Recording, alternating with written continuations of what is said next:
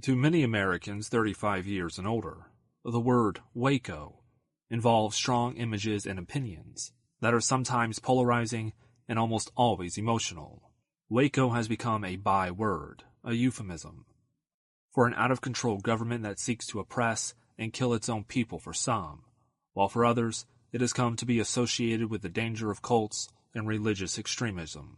From February 28th until April 19th, 1993, Americans were anxiously fixed to their television sets, watching to see how the standoff between David Koresh and his followers, often referred to as the Branch Davidians, and the government would end in a rural area a few miles outside of Waco, Texas. Since the standoff began violently, most thought it would end violently, but few were ready for the level of carnage that appeared on their television screens. On April 19th, the United States government, led by the Federal Bureau of Investigation, attacked the Branch Davidians complex, known as Mount Carmel, with military tanks and CS gas that ended in a fire of biblical proportions that killed 76 Davidians, which included 19 children, ages 15 and younger, and 2 fetuses. The images of Mount Carmel burning shocked, saddened, and angered Americans from Maine to California, and from Minnesota to Florida. How could our government do such a thing was a common question. But equally puzzling to many was the enigmatic religious sect that called Mount Carmel its home, and the even more mysterious leader who seemed to exercise an incredible, perhaps even deadly, hold over the Davidians. The events that took place in those 51 days in 1993 left repercussions that continue to affect American culture to this day. Anger over the government's handling of the Mount Carmel raids provided the impetus for the exponential growth of the American militia movement and contributed directly to the bombing of the federal building in Oklahoma City, Oklahoma, by militant Timothy McVeigh. Beyond the paramilitary training camps in rural America that the militias used to train their members, many average Americans began to question if the government really had their best interest in mind. Truly, today many 30 and 40-something Americans, Generation X, point to the Waco siege as a defining moment in their childhoods and young adulthoods, where they first came to the realization that life is not always fair, and that as good as the United States is, it also has some obvious inherent problems. After the Waco siege, the issues of religious freedom and gun ownership, 2 bedrocks of American culture that are codified in the United States Constitution, also entered mainstream political debates. People ask questions such as the following: how many guns should people be allowed to own, and how much freedom should be given to non-mainstream religious groups? Although the Waco siege only lasted 51 days, the story of how it happened and the ramifications it had on American society is quite complex. Waco was a true American tragedy, one that clearly could have been avoided, but also one where people on both sides aggravated the situation. In that respect, the story of the Waco siege is a cautionary tale, because unfortunately, it could happen again.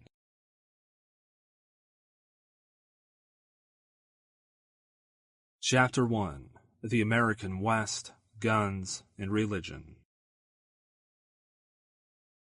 In order to understand how and why the Waco siege took place, and possibly how it could have been avoided, a brief examination of how the Branch Davidians fit into the unique culture and history of the American West is warranted. The role that the United States Constitution, or at least interpretations of it, played in the Davidians' ideology must also be considered.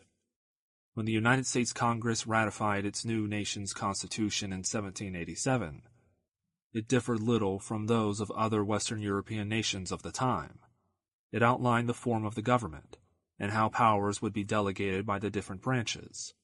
What set the United States Constitution apart from those of Europe was the inclusion of the Bill of Rights, 10 amendments that essentially limit the central government's power, in 1791. The First Amendment, and therefore the most important to the Constitution's framers, concerns ideas of freedom of speech, religion, and assembly.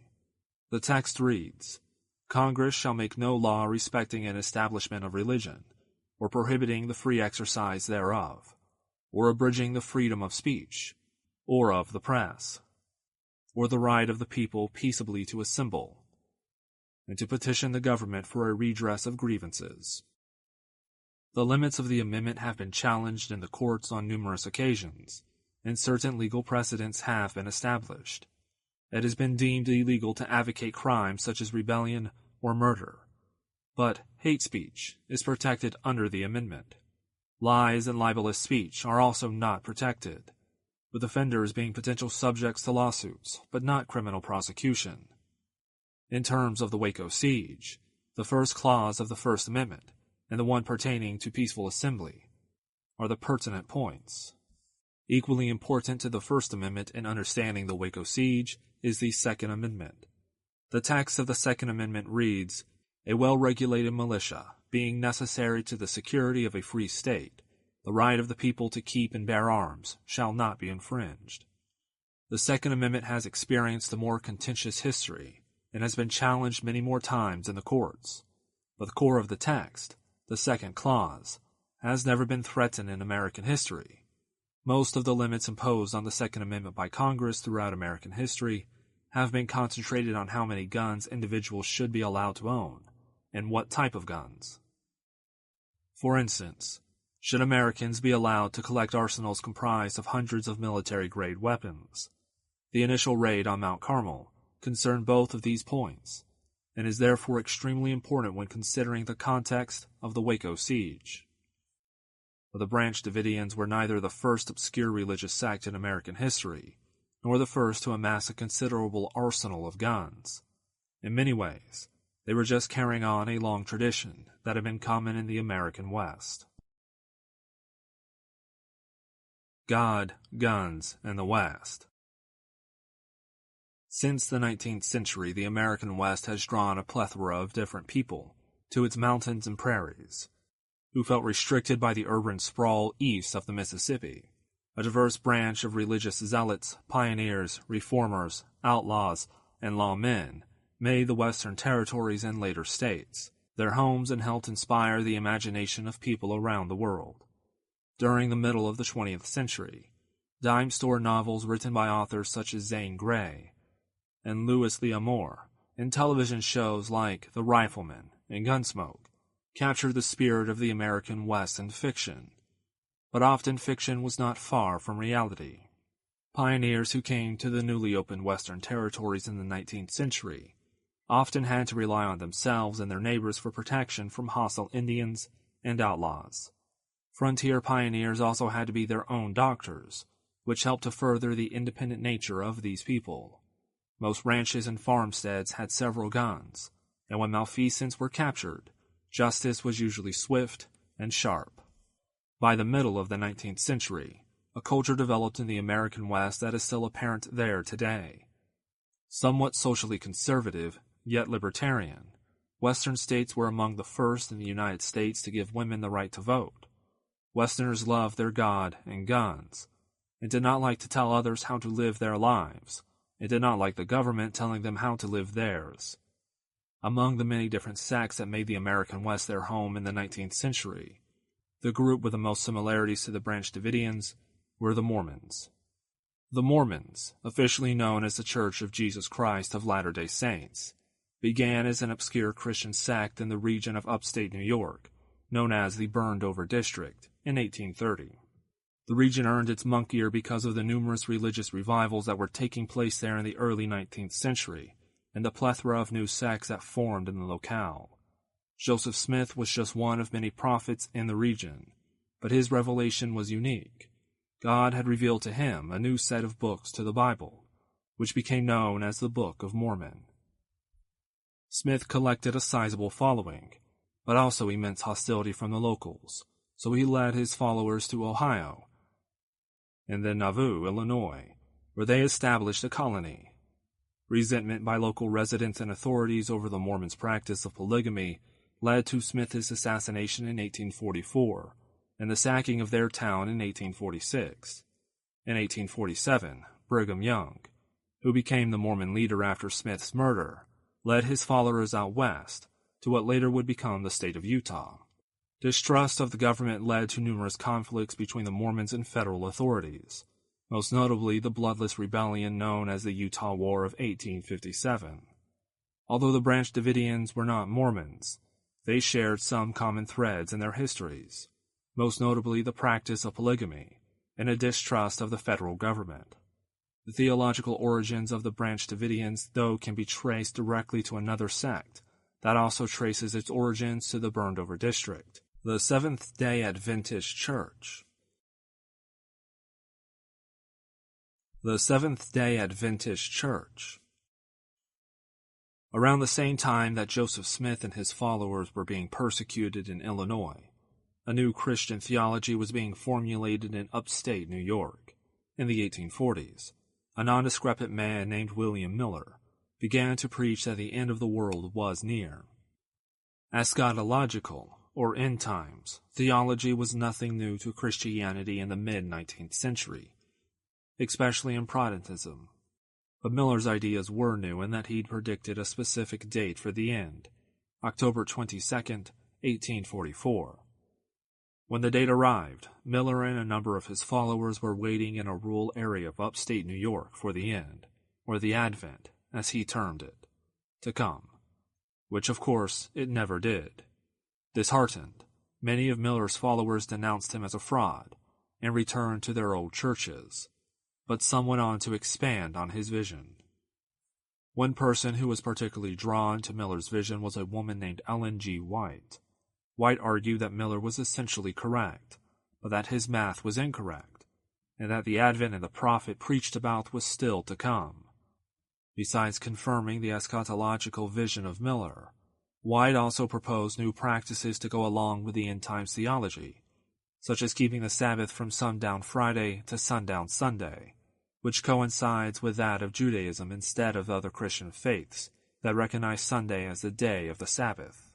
Truly, the new church took a decidedly Old Testament stance on many ritualistic and theological issues, in addition to the Sabbath. Followers were to keep a diet that conformed to the Old Testament book of Leviticus, which meant they were to eschew such foods as pork and shrimp. Miller also imbued her followers, officially formed as the General Conference of Seventh-day Adventists in 1863, with other ideas not found directly in the Bible. White preached a proto-feminist theology that held that not only should women be allowed to play a prominent role in the church, but also that the Holy Spirit was essentially a feminine aspect of God. Also, White added a certain amount of anti-government ideology to the Seventh-day Adventist Church. For decades, the Seventh-day Adventist Church grew, not just in the United States, but eventually members proselytized throughout the world, gaining new followers on almost every continent. It would be a non-American convert to the church who led a break from the main body that ultimately formed the Branch Davidian sect. The emergence of the Branch Davidians. In 1918, a Bulgarian immigrant named Viktor Hudiv made a decision that not only changed his life, but would change the lives of many others and continue to affect the lives of scores of people for nearly 100 years later. He converted to the Seventh-day Adventist Church. Hudiv's conversion was nothing extraordinary in itself, but a zealous belief in the church combined with his somewhat dubious and inauspicious background not only made for an interesting story, but go a long way in explaining some of the attitudes that David Koresh and the Branch Davidians held during the 51-day standoff in 1993. The details to Hudiv's immigration to the United States are murky, but through hard work he was able to establish himself as a member in good standing of both the Seventh-day Adventist community and in the Los Angeles area, where he resided throughout the 1920s. Hudiv showed an aptitude for scriptural knowledge despite only having a third-grade education, and English being his second language. Eventually, Hudiv tired of the main body SDA Church, as he felt they had grown too permissive, so he took some followers to the plains outside Waco, Texas, in 1933. Hudiv promised his followers that Waco would be a promised land, and so to impress the idea on his acolytes, he Christianized their new colony, Mount Carmel. In the Old Testament book, 1 Kings, Mount Carmel is the location where the Israelite prophet Elijah killed the followers of the Phoenician god Baal. The militancy of the name of the new home of Hutef and his followers perhaps foreshadowed the events that took place there 50 years later. After the establishment of Mount Carmel, Hutef made the split from the main body SDA Church official when he renamed the Mount Carmel sect the Davidian Seventh-day Adventist Church in 1942. Hutef's sect prospered and was stable for many years until he died in 1955, which then resulted in an interim until Benjamin Roden assumed the mantle of leadership in 1959. Theologically speaking, Roden followed most of his successor's ideas, but gradually moved the sect in a more Old Testament-centric, Neo-Hebrew direction. The sect also became known as the Branch, at this time by the main body of the SDA Church, although Davidians who were part of the 1993 siege claim that they never refer to themselves as such. Vernon Howell leads a new generation. After Benjamin Roden died in 1978, the Branch Davidians experienced a power vacuum and turmoil that was not apparent when Hutef passed. George Roden, Benjamin's son, believed that either he or his elderly mother Lois should lead the Davidians, but a 20-year-old upstart named Vernon Howell had other ideas. Vernon Howell, who the world now knows as David Koresh, was a bit of a rebel among the conservative Branch Davidians, and in many ways represented the younger generation of Seventh-day Adventists. Howell wore t-shirts, jeans, and often kept his hair longer, which angered the more conservative Branch Davidians who were led by George Roden.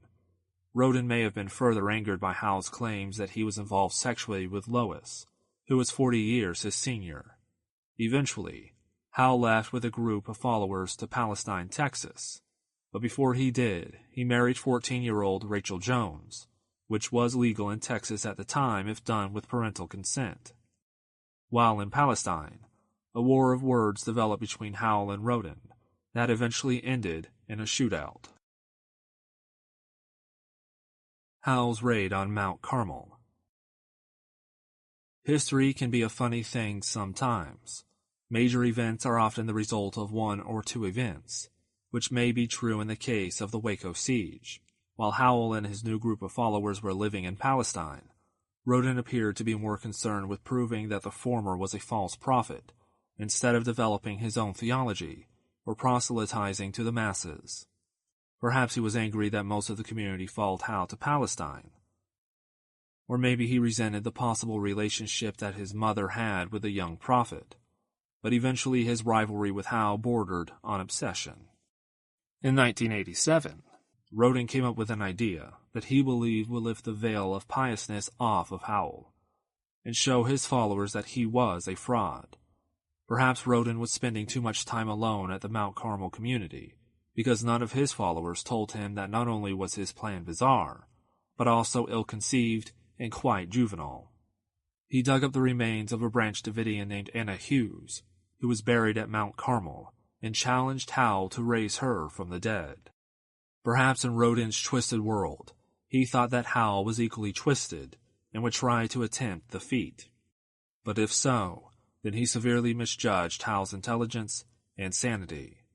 Howell reacted to the morbid news by visiting the local police with a couple of other members. The police told Howell that if Roden did in fact disinter Hughes' body, then a crime had been committed, but proving said crime would be another matter. Local law enforcement said that they could do nothing about it unless he had some tangible proof, which there was no way for them to get without a search warrant. As Howell and his followers left the police station, they resolved to get the proof any way possible.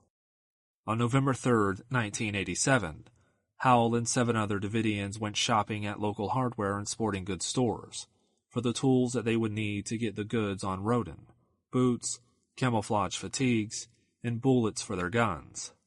Howell and the others were determined to take pictures of the disinterred corpse, but they all knew that Roden was well armed and would not hesitate to shoot any intruders, especially once he considered apostates. When the squad arrived at Mount Carmel, they were quickly met with gunfire, which they promptly returned. As the firefight between the two Branch Davidian factions continued, eventually neighbors called the police, who then arrived and took Howell and his followers into custody. The 8 men were charged with attempted murder, but were acquitted of all counts in April 1988. After the providential verdict was announced, Howell and his followers quickly took control of Mount Carmel as Roden was in jail on contempt of court charges for 6 months. Howell and the Davidians paid the back taxes owed on Mount Carmel and legally secured their return, while Roden has spent most of his life in mental hospitals. With one simple, bizarre act, Roden set into motion the events that would culminate with the tragic siege of Mount Carmel in 1993. Vernon Howell's place as the leader of the Branch Davidians and the king of Mount Carmel was established, and the leader also learned that sometimes violence does indeed pay.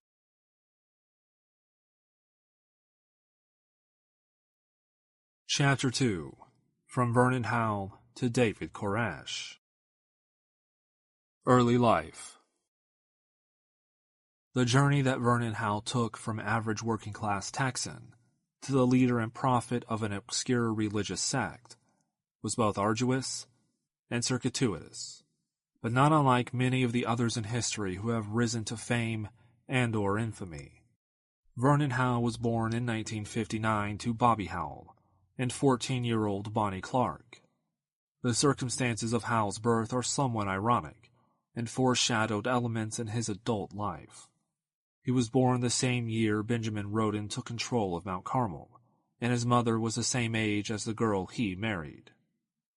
Howell's childhood can best be described as tumultuous, although there are few sources to confirm any of the anecdotes that Koresh later gave to reporters and others about his childhood. His mother never married his father, so he was forced to live with stepfathers, who Howell claimed were physically abusive, and eventually his grandparents. Vernon's only sibling was a younger brother named Roger, who would later compile an extensive rap sheet. With little support at home, it is no surprise that the young Howell performed poorly in school. "I already failed the first grade twice, so I failed the second grade," said Howell about his problems in elementary school. Howell's early academic problems resulted in him being placed in remedial classes, where he earned the nickname Mr. Retardo. Needless to say, the monkeyer in taking part in the remedial classes definitely hurt young Vernon's self-esteem, as he recalled, "I mean here comes the retarded kids, and it's like I stopped in my tracks." Howell was a particularly poor speller, which points to dyslexia, a learning disability that was rarely diagnosed as such before the 1980s, but is routinely diagnosed and treated today. Despite his early academic problems, Vernon Howell showed great aptitude in 2 areas, mechanics and theology. After Vernon received a new radio as a gift from his mother, the boy took the appliance apart to see how it functioned. As he got older, his love of mechanics coincided with a love of cars. The faster, the better. Howell's mechanical side also brought him to a more artistic side, when he found and fixed up an old guitar in an abandoned barn. He would carry his love of music until his final days, and during his life used it to promote his theological beliefs, for which he showed the most aptitude. Vernon Howell was raised in the strict confines of the Seventh-day Adventist Church, so while many other boys his age were chasing girls and or experimenting with drugs and alcohol, he was working on his future craft. He constantly read the scriptures and devoured any biblical lectures and sermons he could find on television, magazines, and other various printed tracts. His devotion to the Bible certainly alienated him from many young people his own age, but through it he was able to develop his own unique style that would later become synonymous with David Koresh. The making of a prophet. In the late 1970s, Howell became involved with the Mount Carmel Branch Davidian community, and in 1981, he moved there full-time. At this point in his life, he learned that sermons about some of the more esoteric passages of the Bible attracted a number of followers who were eager to learn the Word of God, but bringing in new followers was only half the battle. He needed to keep those people interested. Howell's preaching style definitely caught the attention of his followers, and anyone else who happened to hear one of his sermons. He often stood in front of his followers with shoulder-length hair, wearing either jeans or sweatpants, and usually a t-shirt instead of a button-up. Howell's appearance certainly bucked the mainstream SDA establishment, which was conservative to say the least. But Vernon's message was not meant for the converted. He saw himself as a latter-day Messiah, and like the first Messiah, he would take his message to the masses. Among the Branch Davidians who followed Howell to Palestine, and then back to Mount Carmel, were former drinkers, drug users, and womanizers.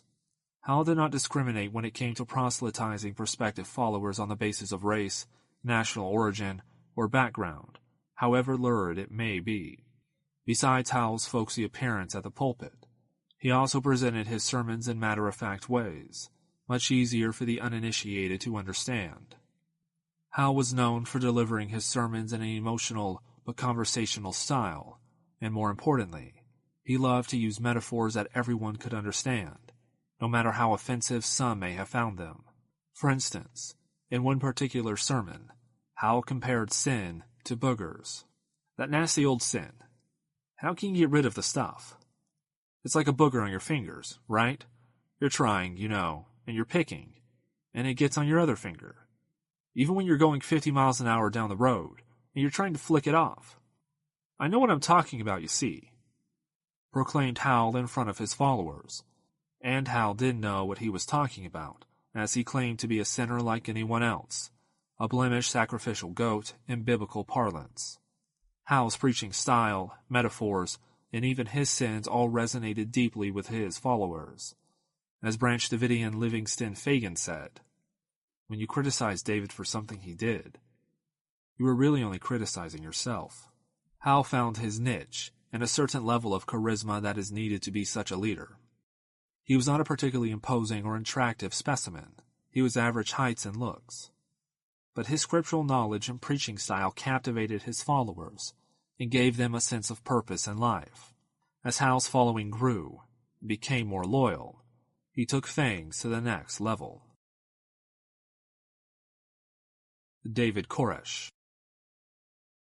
Today, the name David Koresh evokes almost as many, if not more, feelings in people familiar with it than the word Waco. At first glance, the strangely exotic-sounding name sounds like something an unstable person would choose on a whim. But Howell's choice of appellation was not capricious. In the summer of 1990, Howell legally changed his name to David Koresh, in what can be described as a process and ultimate affirmation of his theological beliefs. The first name, David, is obviously taken from the Old Testament King David, who many today know as the boy that slew the Philistine giant Goliath, but was also the second king of the earthly kingdom of Israel. Throughout the books of Chronicles and Kings, David's prowess as a warrior against God's enemies are related numerous times, as is his sexual virility. As will be detailed more below, Koresh believed that he carried both of those Davidic qualities within him. Howell's new surname, Koresh, is perhaps the more exotic aspect of the name, but no less biblical. Koresh is the Hebrew version of the ancient Persian king Cyrus's name, who in 539 BC famously conquered Babylon, and then allowed the captive Jews to return to Israel to rebuild the Solomonic Temple, as related in the Old Testament book of Ezra. The two names combined tell a lot about the prophet and preacher's vision, which he claims came to him on a trip to Israel in 1985. In 1985, Howell and other Branch Davidians made a pilgrimage to the state of Israel to visit the holy sites mentioned in both the Old and New Testaments. Howell was actually unimpressed with the real Mount Carmel, but he claims that the true spiritual experience he had while in the Holy Land came when he was brought to the heavens on a celestial chariot. Once in the heavens, he claimed that much was revealed to him, but foremost were the secrets of the enigmatic 7 seals of the book of Revelation. The prophet now had his message to bring to the world. The 7 Seals. In order to truly understand David Koresh, the Branch Davidians, and the Waco siege, one must examine how the prophet of Mount Carmel interpreted the cryptic 7 seals of Revelation. Many Protestant sects view the book as a prophecy about the end times, while the Catholic Church's official view is that it is commentary. Most Protestant biblical scholars believe that each seal represents a progression towards the apocalypse and the eventual return of Christ to the earth, but there is no consensus on what each seal represents. The verses that detail the 7 seals read in part, "And I wept, because no man was found worthy to open and to read the book, neither to look thereon. And one of the elders saith unto me, Weep not, behold, a Lion of the tribe of Judah, the root of David, hath prevailed to open the book, and to loose the 7 seals thereof. And I behold, and, lo, in the midst of the throne and of the 4 beasts, and in the midst of the elders, stood a lamb as it had been slain, having 7 horns and 7 eyes, which are the 7 spirits of God sent forth into all the earth." Revelations chapter 5, verses 4 through 6. The verses can obviously be interpreted in several different ways, but any prophetic explanation is tinged with an apocalyptic vibe. Clearly, Koresh modeled the core of his theological message around these verses. Only he could open, or interpret, the seals, since he was the root of David and the Lamb of God on earth. Furthermore, the clause that describes the slain lamb was eerily prophetic of Koresh's demise in 1993, or perhaps he made it a self-fulfilling prophecy. What is known of Koresh's interpretations of the 7 seals? He never published them, which was a point of contention between him and the FBI during the 51-day standoff, is one where violence consumed the world. In particular, his translations of the 2nd and 4th seals are known through his surviving followers. The text of the 2nd seal reads, "And when he has opened the 2nd seal, I heard the 2nd beast say, Come and see. And there went out another horse that was red, and power was given to him that sat thereon to take peace from the earth, and that they should kill one another. And there was given unto him a great sword." Revelations chapter 6, verses 3 through 4.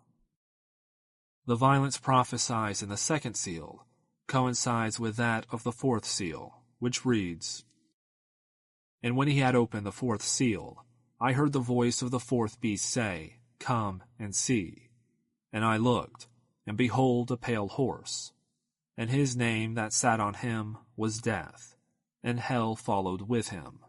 And power was given unto them over the 4th part of the earth, to kill with the sword, and with hunger, and with death, and with the beast of the earth." Revelations chapter 6, verses 7 through 8. The violent and apocalyptic prophecy of the book of Revelation is enough to make many good Christians cringe, because it is difficult to reconcile those aspects of the Bible with the messages of peace and love that Jesus preached in the Gospels. But David Koresh was no ordinary Christian. He seemed to relish the violence of Revelation. The Bible is a whole book about nothing but killing, Koresh once told his followers. As Koresh offered his interpretation of the 7 seals, he also began to make more grandiose claims. He stated that only the Lamb of God could interpret the seals, and therefore he was the Lamb, a Messiah. But Koresh never went so far as to claim to actually be God, or Jesus, instead merely a divine prophet in a long line of prophets. On this subject he said to his followers, "Now we may believe the message of Christ 2,000 years ago, but of course, when it was being given, nobody believed it. When you have a dead prophet, you have a dead voice.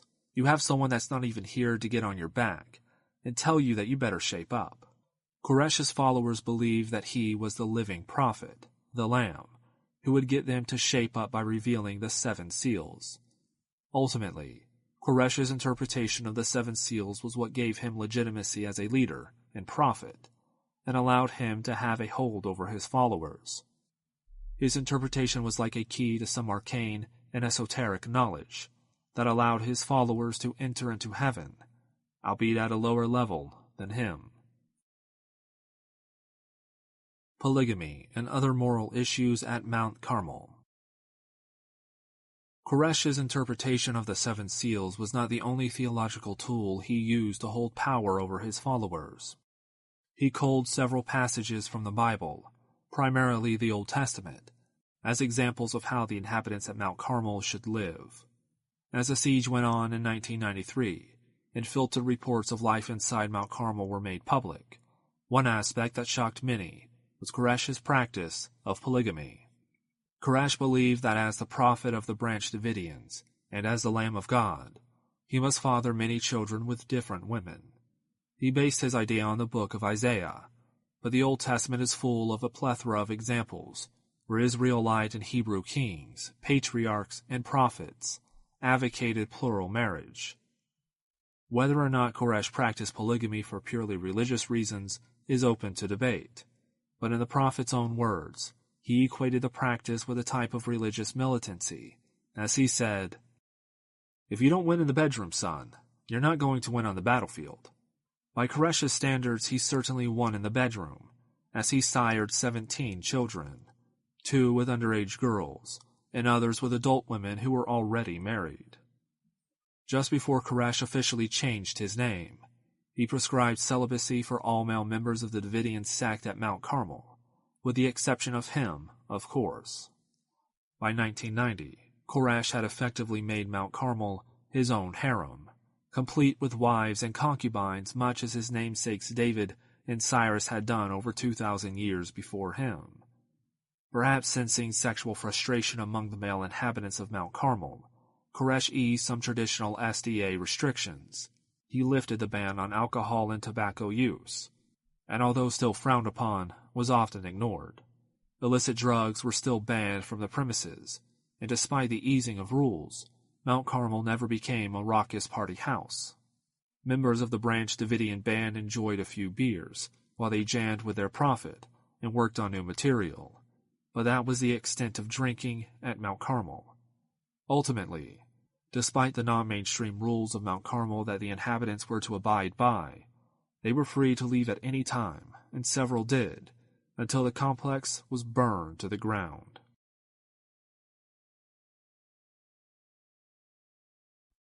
Chapter 3. The Sinful Messiah. A villain made for the media. During the Waco siege in 1933, David Koresh was portrayed by most major media outlets in a negative light, to say the least. Charlatan, freak, deranged, cult leader, and the Waco and Waco were just some of the adjectives that most average Americans used to describe the Branch Davidian leader. But their conclusions about Koresh and the rest of the Branch Davidians was for the most part based on a decidedly one-sided depiction. Reports that showed Koresh and the Branch Davidians in a more positive light did not emerge until after the tragic events of April 19, 1993, and even before the siege began on February 28th. The local Waco media was busy painting the self-proclaimed prophet as a demented cult leader. In some ways, Koresh played into the negative portrayal, but the media did more than its part in making him into a monster. The Sinful Messiah series. On February 27th, the day before the Bureau of Alcohol, Tobacco, and Firearms, usually abbreviated with the acronym ATF, raid on Mount Carmel, the Waco Tribune-Herald released the first part of its 7-part series titled Sinful Messiah by Mark England and Darlene McCormick. The series proved to be a scathing report about Koresh and the Branch Davidians, and ultimately set the tone for how larger media outlets reported on the situation as they used both writers as sources. A closer investigation of the series reveals that England and McCormick used questionable methods and often failed to demonstrate journalistic integrity. Despite taking several months to compile, England and McCormick used a very limited amount of sources in their investigation. Besides consulting various members of law enforcement who were investigating the Branch Davidians, the two journalists used 3 disgruntled Branch Davidians, turned ATF informants, as their primary sources. Among the 3 former Branch Davidians that England and McCormick interviewed was a young Australian man named Mark Brault. The young Australian found the Branch Davidians in the mid-1980s, and then quickly moved to the United States to be near Koresh and the other Davidians.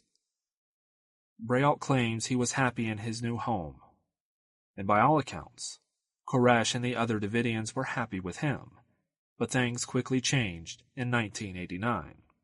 As discussed above, Koresh, who still went by Vernon Howell at the time, proscribed celibacy for all male members in 1989, and shortly after began to take Branch Davidian women as his wives and concubines.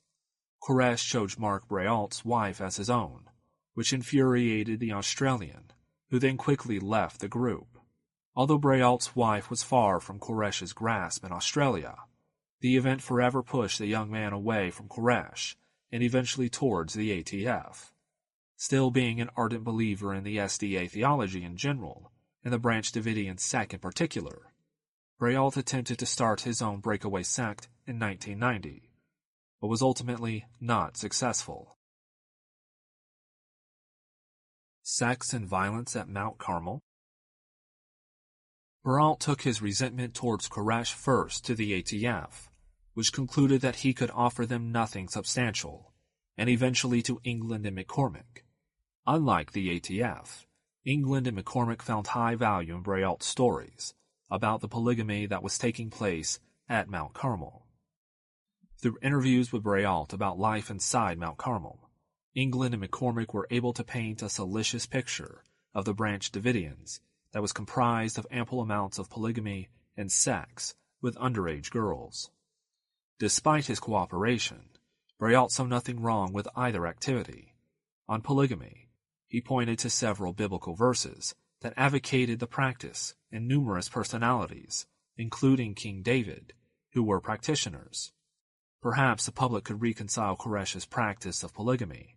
It may have been strange and illegal, but most Americans would not care if it was between two consenting adults in the privacy of their own homes. But sex with underage girls was another matter. At this point, Brault pointed out that the girls were teenagers, and nothing was done without the consent of their parents. Essentially, Koresh's sexual activities with underage girls amounted to statutory rape, which, although still a felony punishable by prison time, carries a far lesser sentence than pedophilia. Polygamy is also a crime in every American state, but rarely prosecuted by authorities. Any good writer knows that there are certain elements that can be added to a story, must be added, in order to invoke a proper emotional response from readers. In the modern world, and perhaps since the beginning of human civilization, the two elements that have consistently been employed to provoke the most emotion, thereby selling the most copies, are sex and violence. The Sinful Messiah series certainly employ plenty of lurid tales about Koresh's sexual behaviors to entice readers, but a layer of violence, or perceived violence, was added to keep the masses reading. The report focused on the large arsenal of guns that were kept at Mount Carmel, which was the primary reason the Branch Davidians were being investigated by the ATF. England and McCormick formed the perfect link that could sell their series and make their careers. The gun aspects of the reporters focused on the high numbers of weapons stored at Mount Carmel and used plenty of loaded terms such as assault weapons and machine guns. To most gun collectors, neither of those terms hold much meaning, as a shotgun can be classified as an assault weapon if used against someone, and the term machine gun is equally ambiguous. The other side of Sinful Messiah. In the end, England and McCormick cannot be faulted for appealing to sensationalism in order to sell their series, but they can be blamed for failing to present a truly objective image of their subject.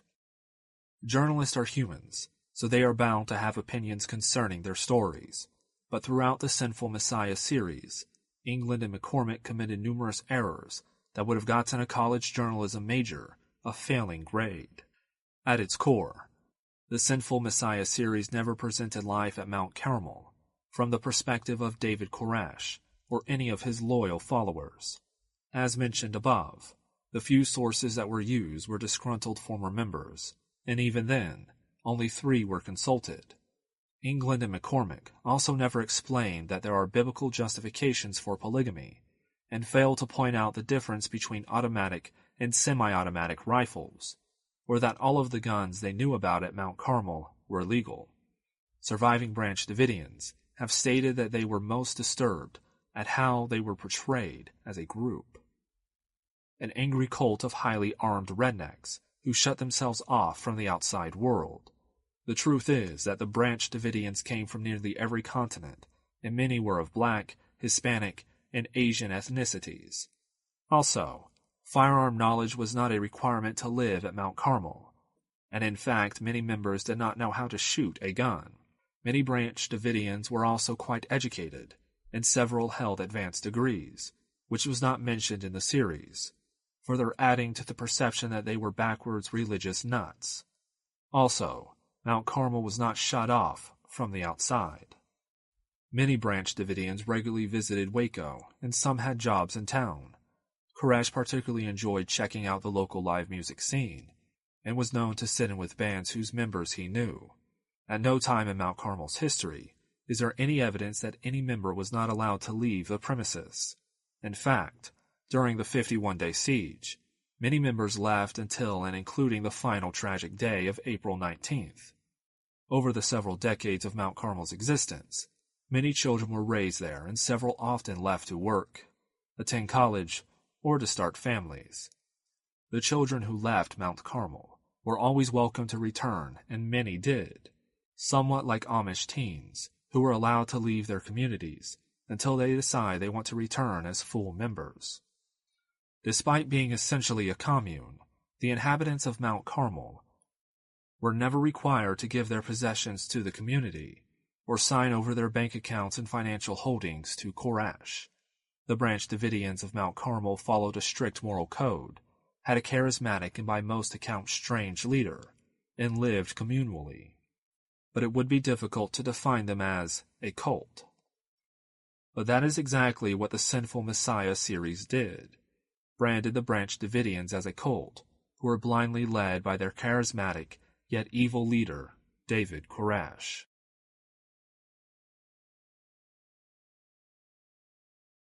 Chapter 4. The ATF's Case Against the Branch Davidians. A lesser-known federal agency.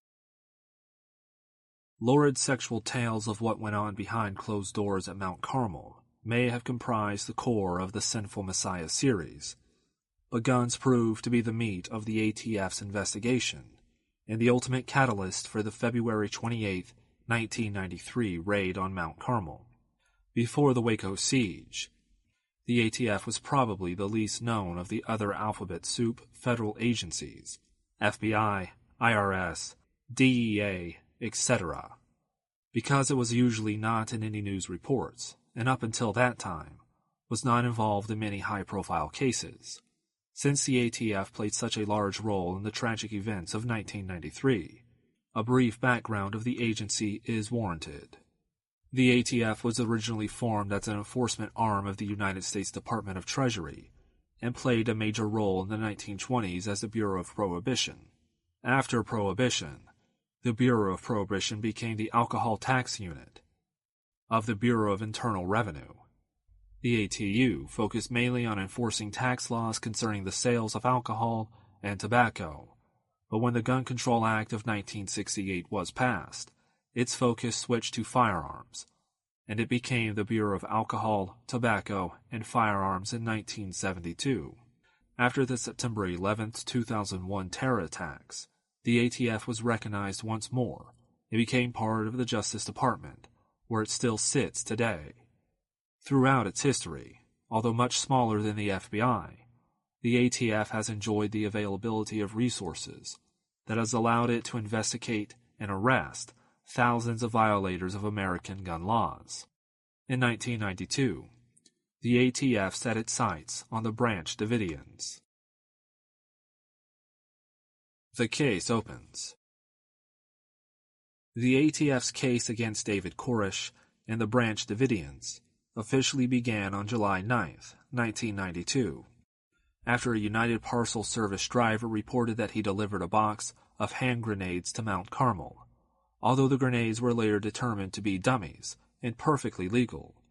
The report was enough to initiate a case against the sect. There had also been reports of automatic gunfire emanating from Mount Carmel, so the combination proved to be enough for the ATF to marshal its resources and send undercover agents to the region in order to infiltrate the group. The investigation of the Branch Davidians was headed by ATF Special Agent David Aguilera, who made it his personal mission to shut down the group. The ATF rented a house about a mile down the road from Mount Carmel, where it set up Special Agent Robert Rodriguez, posing as Robert Gonzalez, and a few other agents to pose as local area college students, and win the confidence of Koresh. Almost immediately, the undercover operation was flawed. Most of the agents were well into their 30s, and none of them knew much about the places they claimed to come from, or the professions they asserted they had. None of this was lost on Koresh and the other Davidians. Since Rodriguez and the other agents were investigating the Davidians for firearm violations, their mission was to gather evidence of illegal firearms, and if possible purchase some. Rodriguez feigned interest in Koresh's theological messages in order to gain access to the guns, which Koresh openly showed him at Mount Carmel's shooting range. Koresh later invited Rodriguez to shoot guns at the range, who then brought his own gun, despite telling Koresh earlier he had little experience with firearms. Before his death, Koresh related the events to some of his followers. "Anyway, you know, the guy's telling me that he really doesn't know that much about guns, and that the very first thing he does is bring over this weapon that, you know, no novice has." Koresh and the other Davidians quickly concluded that Rodriguez and his roommates were probably law enforcement. Koresh actually thought that they were probably with the Immigration and Naturalization Service, there to pick up foreign Davidians who had overstayed their visas. They did not suspect that the potential convert was a special agent with the ATF. Special Agent Rodriguez was raised a Catholic, but he would later admit that his visits to Mount Carmel made him question some of his core theological beliefs. Rodriguez was taken in by Koresh's passion and charisma, and as it turns out, despite knowing that he was a member of some type of government agency, Koresh hoped to convert the man to his cause. A weak case. The ATF's investigation was predicated on a potential stockpile of semi-automatic rifles that were illegally converted to automatic. ATF affidavits that were later released to the public reveal that the agency knew it would have a difficult time securing a warrant to arrest Koresh, so it took an approach that gave credence to any report of malfeasance at Mount Carmel, no matter the credibility. Besides the reports of automatic gunfire coming from Mount Carmel's shooting range, which was investigated and closed by the local sheriff's department, a picture was painted of potential drug problems by Branch Davidian members. It was stated that Mount Carmel may have been the setting for a meth lab, and that several members had convictions for drug offenses. The reality is only a few members had arrests for minor marijuana possession charges, and that there was never any evidence of illicit drugs on the grounds of Mount Carmel. True to SDA beliefs, Koresh forbade the use of illegal drugs and only later, as noted previously, allowed some alcohol use on its grounds. Branch Davidian David Thibodeau, who survived the siege, best summed up Koresh's philosophy toward illicit drugs. "Everyone knew David Koresh hated drugs. Charges that we were assembling an arsenal of weapons to be used against the government were equally off base. We had nothing to hide. In fact, weeks before the raid, Koresh offered the ATF the opportunity to come out to Mount Carmel and inspect the compound. The reality is that the Branch Davidians did in fact own quite a large arsenal of guns, but there were monetary reasons for owning them. Koresh and follower Paul Fada became regulars of the Texas gun show circuit during the late 1980s and early 1990s. The men were strong believers in the Second Amendment, and believed that they would need them when the prophecies of Revelation came to fruition. Koresh and the Davidians also learned that there was money to be made buying and selling guns at gun shows. The Branch Davidians supported themselves through a number of means. Some individuals worked jobs in Waco, The community owned an auto shop down the road from Mount Carmel, and they sold much of the land surrounding Mount Carmel at a nice profit. But Koresh learned that one of the quickest and most lucrative ways to support the community was by selling guns. The gun business was usually brisk in Texas, but it became increasingly so after Democrat Bill Clinton was elected President of the United States, which signaled to many gun owners that the talk of an assault weapon ban would become reality within a matter of months. So in the months leading up to the Waco siege, Koresh and the Branch Davidians became involved in even more gun deals. The ATF believed that it would catch Koresh committing a firearms violation during one of his many transactions at gun shows. Gun shows and person-to-person purchases are often viewed by gun control advocates as a loophole that criminals can use to illegally purchase firearms, but licensed gun dealers are required to keep records of all transactions, which are subject to investigation by the ATF. One particular person that Koresh did a lot of business with was a non-Davidian gun dealer named Henry McMahon. The ATF began investigating McMahon under the premise that he had made either illegal or undocumented gun deals with Koresh. The ATF thoroughly searched McMahon's home and records and could find no crime. While the ATF was conducting its search, McMahon was able to call Koresh. "If there's a problem, tell them to come out here.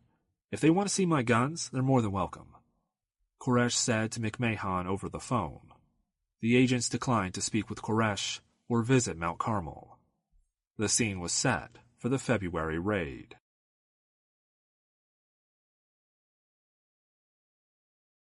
Chapter 5, February 28, 1993. Operation Trojan Horse. Showtime. On February 28, 1993, the ATF conducted one of the largest raids in its history, and what would become its greatest tragedy. Codenamed Operation Trojan Horse, the agents involved referred to the operation colloquially as Showtime. The Trojan horse described in the ancient Roman writer Virgil's poems, the Aeneid, was used by the Mycenaeans to stealthily enter the impregnable city of Troy. But in 1993, the ATF used a dynamic entry to serve a warrant to Koresh. The operation involved 75 ATF agents who were to raid Mount Carmel with automatic guns and body armor at 9:45 a.m., but an examination reveals that the raid was flawed before it even began.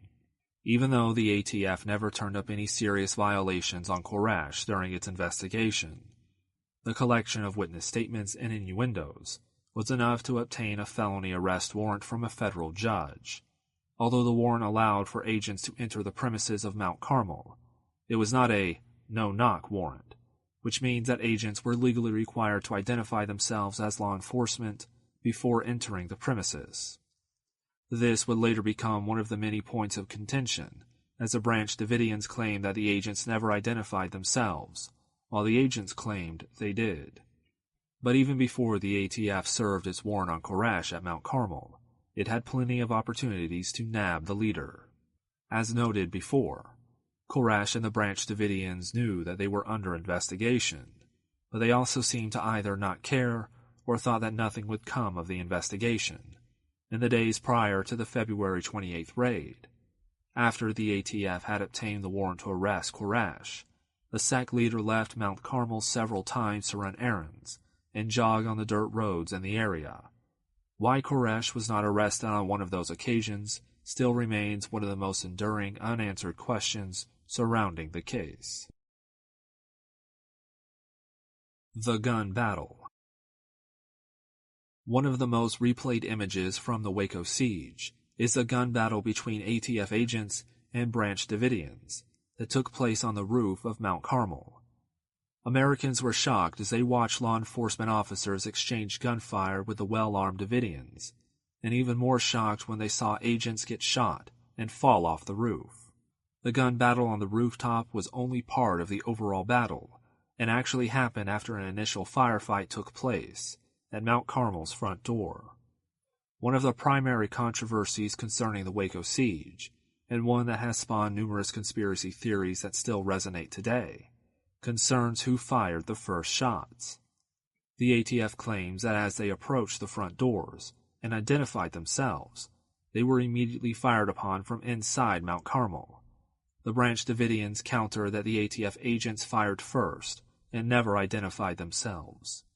Obviously, there is a large gap between the two sides, although both agree that the first shots were fired through the front doors. Koresh suffered gunshot wounds from the raid, but lived and gave several statements throughout the subsequent siege.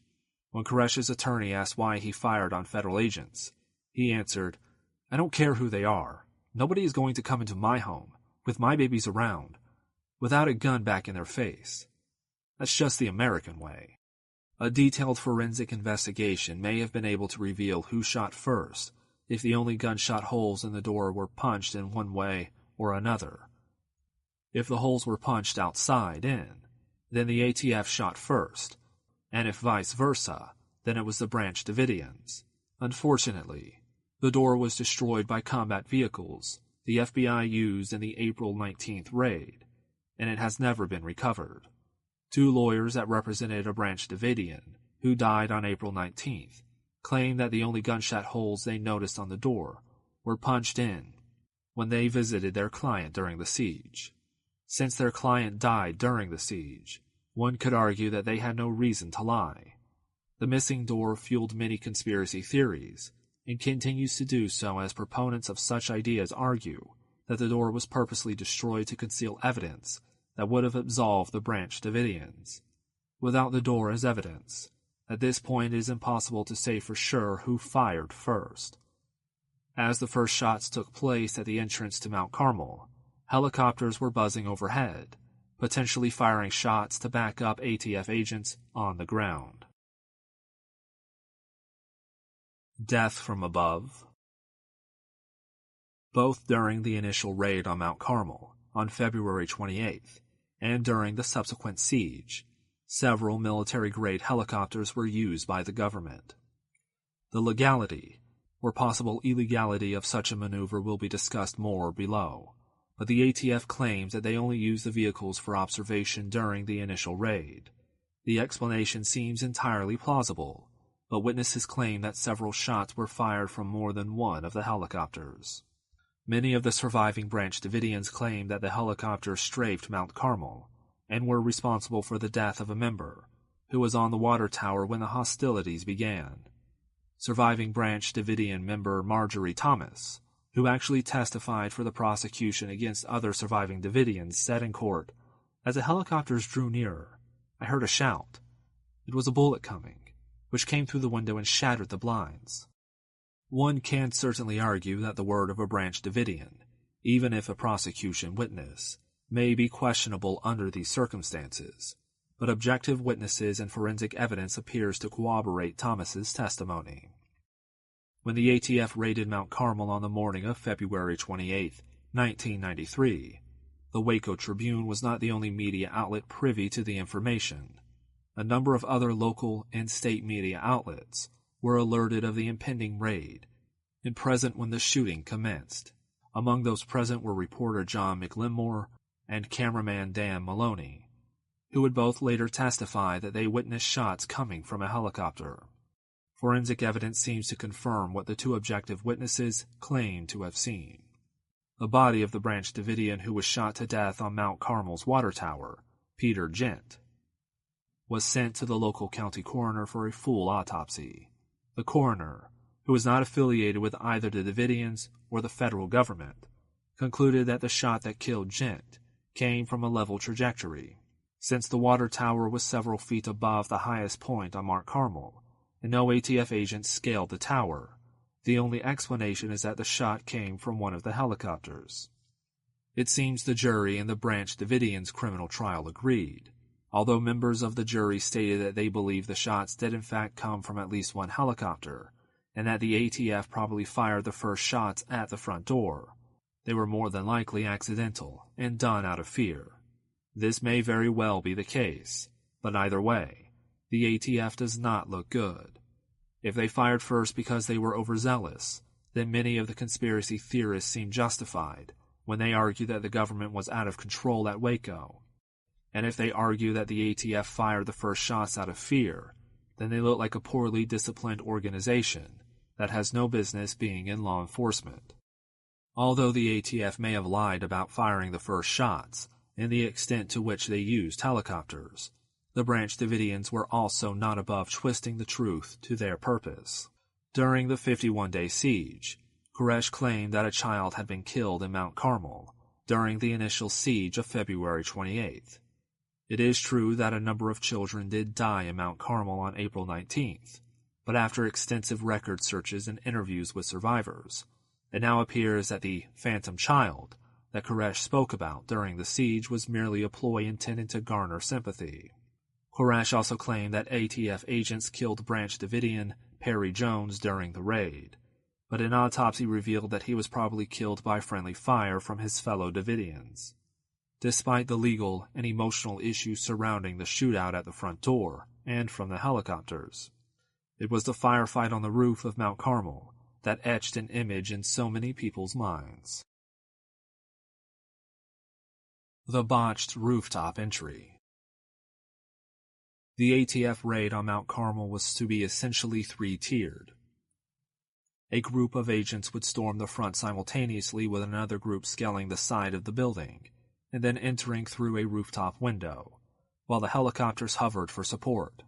The logic was that the group entering through the roof would seize any weapons the Branch Davidians had stored before they had a chance to use them, thereby effecting a successful arrest. Of course, things do not always go as planned.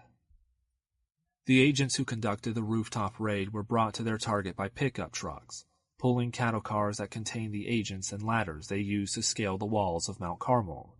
At first, the maneuver seemed to work well, but when the first three agents went into the complex through a rooftop window, they were met with heavy resistance. Surviving agents claimed the shots came from all directions, which appears plausible, since the walls of Mount Carmel were constructed with cheap plywood. The walls would not have been able to even slow down any bullets, so the Branch Davidians could have shot through the walls once they knew the ATF was attempting to enter. The video footage proves as much, as shots came from inside out, but the video also proves that the Branch Davidians did not fire first on the rooftop. The confusion of the firefight inside was probably further exasperated by the flashbang grenades that the agents used. The video footage also shows that one of the ATF shot himself in the leg while climbing a ladder, which demonstrates the uncontrollable and dangerous nature of such a large operation. The agents inside were forced to retreat, and ultimately 3 of them died either on the roof or from wounds sustained in the attempted entry. A total of 4 ATF agents died on February 28, 1993. The ceasefire. After nearly 2 hours of shooting, the ATF called a ceasefire to their operations around 11:30 a.m. Koresh and the Davidians agreed to let the ATF carry off their 4 dead and 14 wounded agents. Immediately after the shooting began, Branch Davidian and lawyer Wayne Martin called 911 and was put through to Lieutenant Larry Lynch of the local sheriff's department. Of course, there was nothing that Lynch could do to stop the gunfight, but was a voice of authority that Koresh and his followers were willing to speak with. That is when the FBI allowed the calls to go through. As the images of the February 28th shootout began to filter through the United States and then the world, questions were immediately raised by concerned citizens. At press conferences after the initial raid, spokespeople for the ATF often appeared flustered and unable to answer simple questions. The ATF spent months preparing for the raid on Mount Carmel, but apparently never considered contingency plans or how to deal with the public if things went wrong, as they did. Often it was local reporters who asked questions such as why Koresh was not arrested on one of the numerous occasions when he left the compound, and why there was a need for a dynamic entry in the first place. More skeptical citizens pointed out that the ATF was due to face a congressional budget hearing in a matter of months. Was a raid done to publicly justify its existence? Of course, the ATF denied any connection between the raid on Mount Carmel and the impending budget hearing. But once the question was let out of Pandora's box, it was impossible to put it back in.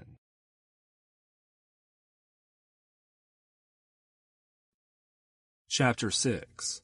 The Siege. The FBI takes over. After the events of February 28th, the federal government licked its wounds, prepared for a siege, and turned over command to the FBI. The FBI was better prepared for such an operation, as it had more manpower, resources, and prestige. The superior resources of the FBI allowed it to have its own specialty-trained SWAT team, the Hostage Recovery Team, and agents who were trained specifically as crisis negotiators. The FBI was also much more of a brand name than the ATF. In 1993, virtually every American knew what the FBI was, unlike the ATF, and most people had a relatively positive view of the agency. They investigated and arrested bank robbers, gangsters, and even spies. But by the time the FBI became involved in the Waco siege, it had recently suffered its own public relations debacle. During the summer of 1992, the FBI became involved in a standoff with a white separatist named Randy Weaver at a place called Ruby Ridge in northern Idaho. Weaver had sold an illegally altered shotgun. Too much of the barrel had been sawed off, to an informant for the ATF, which led to the ATF attempting to turn him into an informant. When Weaver refused, he was charged with a felony. Eventually, after nearly 2 years, the United States Marshals attempted to perform an arrest on Weaver, but the agents failed to identify themselves, which resulted in a shootout that left a marshal dead and Weaver's 14-year-old son Samuel shot to death in the back. In the Weaver case, like the Waco siege, the FBI was called in, which resulted in more death when FBI sniper Lon Harichi shot and killed Weaver's wife, Vicky. Weaver and family friend Kevin Harris were charged with the murder of the marshal, but eventually cleared of all charges. Interestingly, Harichi was also present at the Waco siege. By most accounts, the FBI did not want the events of Mount Carmel to turn into another Ruby Ridge, but fault lines within the FBI were apparent immediately. Two schools of thought were prevalent within the ranks of the FBI. The negotiators appeared to favor a long-term approach, while others, such as the HRT members, wished to carry out another raid on Mount Carmel. Any attempts to end the siege peacefully seemed doomed from the start. Signs of hope. Despite the fissures within the FBI from the beginnings of the siege, there were early signs from within Mount Carmel that the siege might end peacefully. Koresh told FBI negotiators that he would surrender if his interpretation of the 7 seals was made public.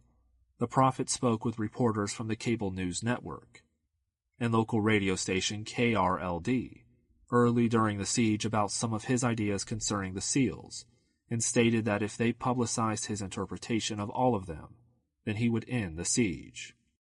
A number of Branch Davidians also left Mount Carmel in the early part of the siege. 21 children and 14 adults left, which most people saw as a good sign. There seemed to be an exodus taking place from Mount Carmel, but then it stopped. Most of the children who stayed were Koresh's, and the followers that stayed were his most loyal. They were not afraid of death, as to them that would only fulfill the prophecies that Koresh preached in his sermons. The resolve of those who stayed was hardened even further, when they later learned that the adults who surrendered were charged with sundry felonies, and the children were sent to foster care. Also, Koresh began to facilitate concerning his message, and if he would even reveal it given the chance. The scene was set for a long-term siege. The FBI attempts to end the siege. As the siege at Waco turned from days into weeks, many in the government became anxious and searched for ways to end it. Eventually, the school of thought within the FBI that favored another raid eventually triumphed. But it appears that it was more of a process to arrive there than a sudden decision. One of the first things the FBI did was to send in bugs and other listening devices with milk for the remaining children and medical supplies for the wounded, such as Koresh. The devices did not reveal much other than the Branch Davidians were a bit hungry and tired. But no attack or mass suicide plans were heard. As the FBI listened for any weaknesses within Mount Carmel, they used a number of tactics in order to sow discord from outside the compound. One of the first tactics the FBI used was turning the phone lines and power at Mount Carmel on and off intermittently. To many people today, especially those under the age of 30, the idea of a landline phone may seem foreign, but in 1993, they were vital for communication. Although Koresh did own a cellular phone, and it was used throughout the siege, cell phones need power, and if the power is cut, then the phone cannot be charged. Also, cell phone coverage in 1993 was extremely spotty, because there were far fewer cell towers, as not many people owned cell phones. The FBI did not want the Branch Davidians to contact their friends and allies on the outside world, so the phone was only turned on when they needed to speak with Koresh. Overall, the limited phone usage meant that not only were the Branch Davidians not able to contact their supporters, but Koresh was not able to contact media outlets with his message. After the first few days, the FBI severely restricted Koresh's contact with the media. When the FBI cut power to Mount Carmel, it had less of a negative impact than intended. For the most part, the Branch Davidians lived a fairly austere life in the confines of Mount Carmel. There was no central heat or air conditioning, and few appliances, so being without electricity did not bother them much. Soon the FBI learned that their sporadic power outages were having little effect, so they decided to try psychological operations. Psychological operations have been employed by governments since the beginning of civilization, but were brought to a much higher level during the Cold War. Intelligence organizations like the CIA and KGB experimented with live human subjects in order to determine if tactics like sleep deprivation could influence a person's decision-making. During the Waco siege, the FBI employed a number of these tactics. At night, the FBI would use floodlights to wake up the residents of Mount Carmel, and during the day various rock songs and sound effects were broadcasted at extremely high decibels.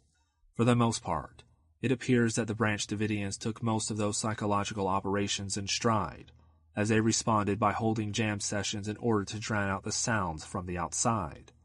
As the siege wore on, though, the psychological operations became more ominous. As negotiations appeared to break down, and FBI agents became more frustrated, they began to use military vehicles to circle Mount Carmel. Helicopters returned for these maneuvers, but it was the tanks that were the most menacing, as they rolled over cars and other small structures on the grounds of Mount Carmel.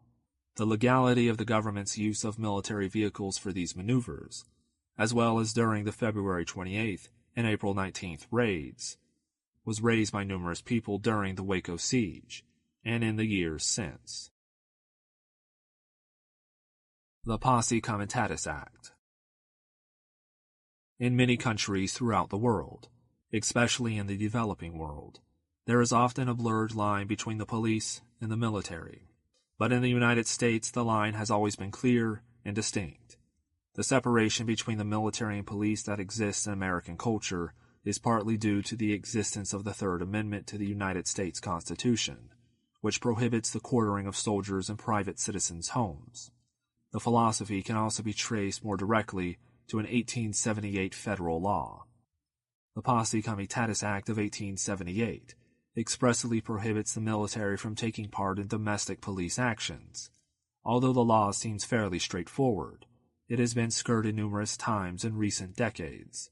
During the civil disturbances of the 1960s, the National Guard of the various states was used to quell riots, and since the 1970s, the Drug Enforcement Agency has used military equipment and advisors in a number of their raids. These actions have been legally challenged and upheld by the Supreme Court, as it has argued that in those situations, a limited military involvement is justified. Lawyers for the Branch Davidians and various legal scholars have argued the ATF and FBI's use of military equipment was a clear violation of the Posse Comitatus Act. But those agencies contend that it was not. As discussed before, both the ATF and FBI used military helicopters and tanks during the Waco siege, and as was revealed in court, the ATF agents received training from Green Berets before the ill-fated February 28th raid. After the siege, the FBI claimed that it was authorized to use that equipment under a 1989 federal law that allows the military to train police for drug raids. Both agencies claimed that the potential drug use and manufacturing at Mount Carmel justified the military presence, but again, no evidence of such activity was ever shown.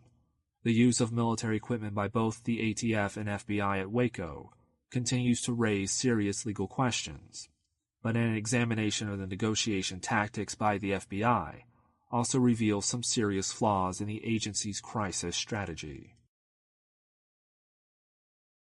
The FBI works against itself. As David Koresh vacillated concerning when and if he would release his interpretation of the Seven Seals, the FBI seemed to show no clear strategy as to how it would end the crisis. One day the FBI would use psychological operations, and the next it would call Koresh on the phone and invite him to discuss his theological beliefs. There was clearly a disconnect going on within the Bureau. The FBI's own behavioral scientist warned that an aggressive approach, such as psychological operations, especially the more aggressive ones with military equipment, would only add to the Branch Davidians' resolve and possibly escalate the situation into more violence. The faction of the FBI represented by the HRT did not seem to care, while the negotiators who did seemed to genuinely want to end the standoff peacefully, never took the time to understand the Branch Davidians' fundamental beliefs. Biblical scholars, such as James D. Tabor, were called in by the FBI negotiators in order to better understand Branch Davidian theology, but they claimed they were ignored for the most part and were never allowed a direct conversation with Koresh. Tabor later said that most agents believed the Seven Seals were seagoing creatures with whiskers and did not care to even learn the basics of the theology. Time was running out, and the HRT faction of the FBI had come into its ascendancy.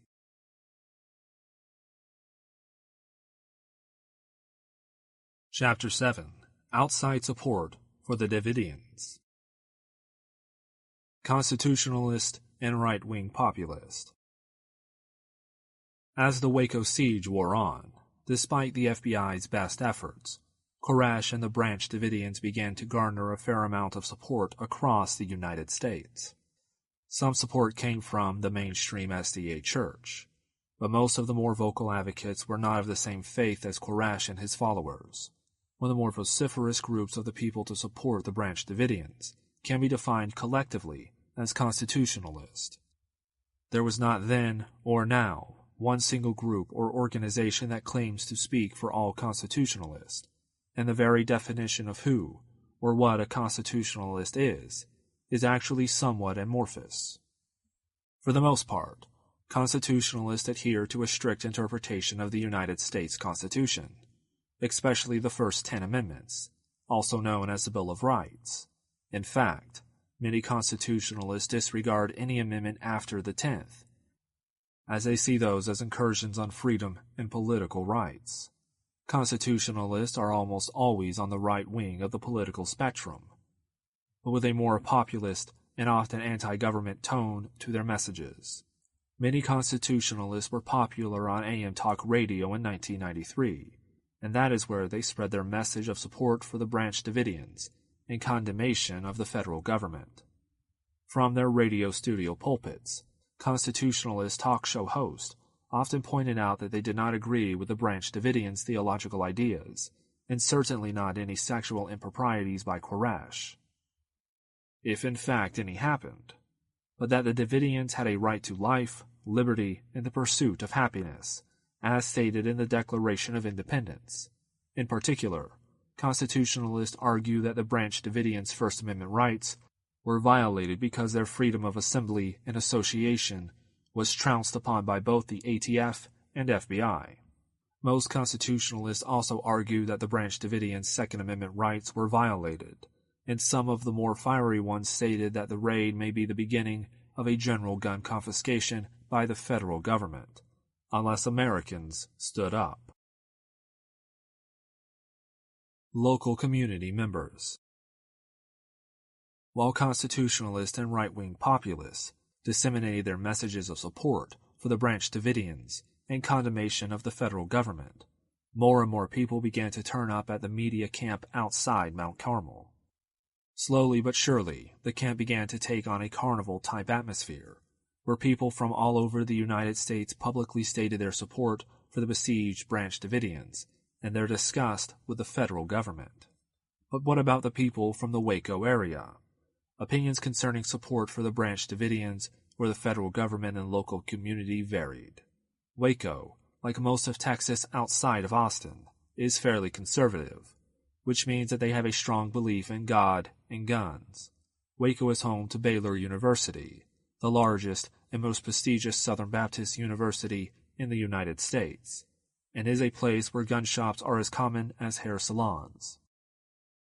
Waco is also home to a relatively high percentage of military veterans and is close to the U.S. Army base Fort Hood.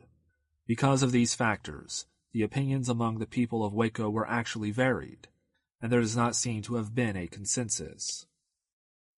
Most people believe that the Branch Davidians had a right to practice religion as they saw fit, as long as it was within the confines of the law, and that their supposedly large arsenal was no big deal.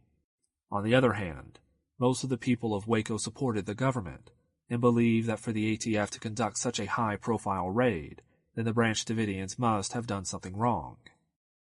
Among the core who believed that the Branch Davidians were essentially just eccentrics that were unfairly targeted were those who knew the members personally. One local Waco resident, Keith Ellis, told a reporter that the sneak attack was wrong, in reference to the February 28th raid. Other locals, such as Dennis Moore, felt the need to qualify the Branch Davidians' existence as a legitimate religious organization. "We always referred to it as a religious commune, not a cult," said Moore to reporters. Although Moore was technically an outsider to the Davidians, he owned a bar that some members frequented as stand-in musicians. Despite garnering a certain amount of support from the locals who knew them, the Branch Davidians also picked up their fair share of detractors during the Waco siege. Besides people who believed the government narrative that the Branch Davidians were the ones to blame for the situation at Mount Carmel, a number of locals began to tire of the media circus and the negative image that they believed was being foisted upon Waco. As a result, both those who tired of the situation and the people who believed the government narrative coalesced to offer financial and moral support to government agents. The Waco siege quickly brought hundreds of federal agents and media personnel to the metro Waco area. But as the siege wore on, there was a lack of housing among other things. Many local area businesses stepped in and offered free meals and housing to visiting agents. These local residents wanted the Waco siege to end quickly so that they could get back to their normal lives. Other Branch Davidian supporters. Besides the constitutionalists and local residents who knew the Branch Davidians, a number of random supporters materialized, both at Mount Carmel and throughout the country, who supported the Branch Davidians for a plethora of reasons. Some supporters expressed genuine sympathy for the suffering of the Davidians, especially the children, while others did so for theological and political reasons. The disparate coalition can hardly be defined as a group, but some interesting and historically important developments took place within their ranks during the 51-day siege. Ken Fawcett and Ken Engelman were two men who supported the Branch Davidians from a primarily humanitarian standpoint. In early 1993, Fawcett was a communications technician in the Waco area, and Engelman was the host of a radio show on local station KGBS. Although Engelman's show took a decidedly conservative stance on most political issues, he was certainly not an anti-government zealot. Through their jobs, the two men devised a simple way to communicate with the Branch Davidians. As mentioned before, as the siege wore on, the FBI essentially eliminated the Branch Davidians' ability to communicate with the outside world. Fawcett, who had been keeping track of the siege through live feeds, noticed a satellite dish on top of Mount Carmel. Fawcett devised a communication method whereby someone would ask the Branch Davidians simple questions that they would then answer by moving the dish a certain way. Fawcett brought the idea to Engelman, who believed that Koresh and his followers may have been listening to his show via a battery-powered radio. "David, if you can hear my voice, move your satellite dish from Galaxy 6 to Galaxy 1, asked Fawcett on Engelman's show. The dish soon moved to the appropriate position, which told the two men that they had effectively established contact with Mount Carmel. The two men continued to communicate with the Branch Davidians throughout the siege using the simple method. Fawcett and Engelman's support for the Branch Davidians was rooted in humanitarian grounds, but a number of supporters distinguished themselves for theological reasons. Although the Branch Davidians were a relatively small sect, they were associated with the SDA Church, which has millions of adherents worldwide. For the most part, the mainline SDA leaders tried to distance themselves from Koresh and the events at Mount Carmel. But some notable theologians emerged to give their support to the besieged Branch Davidians. Philip Arnold and James Tabor both gave interviews to the media, where they stated that the ideas promulgated by Koresh were for the most part biblically sound. Tabor in particular attempted to mediate between the FBI and the Branch Davidians, but was rebuffed by the former. Among the religious supporters of the Branch Davidians was one young Texan, who nearly got himself killed in his attempt to show solidarity with the inhabitants of Mount Carmel. Louis Alanes was a 25-year-old from Houston when the Waco siege began. Like many men his age, much of his time was spent trying to find meaning in his life and his place in the world. When the raid on February 28th took place, he intently watched the events unfold along with millions of other Americans.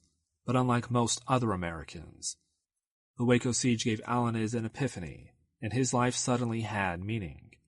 Alanes took a Greyhound bus from Houston to Waco, where he then hitchhiked as close as he could get to Mount Carmel. The young man crawled through fields and ravines, and somehow made it through the canvas of law enforcement officers that killed a Branch Davidian earlier in the siege, who was trying to make it to Mount Carmel. Once at Mount Carmel, Alanes frantically knocked on what was left of the front door, as federal agents demanded that he surrender.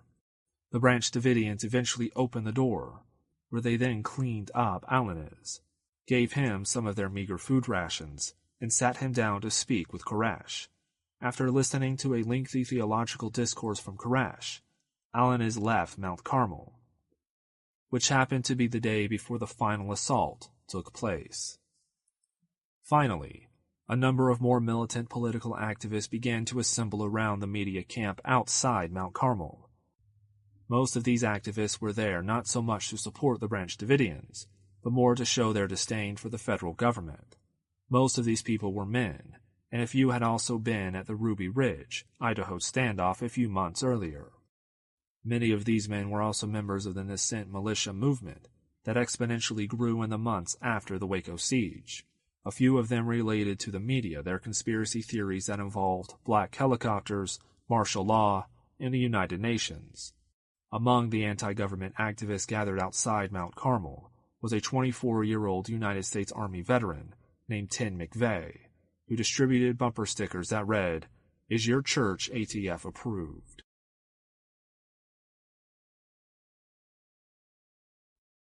Chapter 8, April 19th, 1993. Jumping the gun.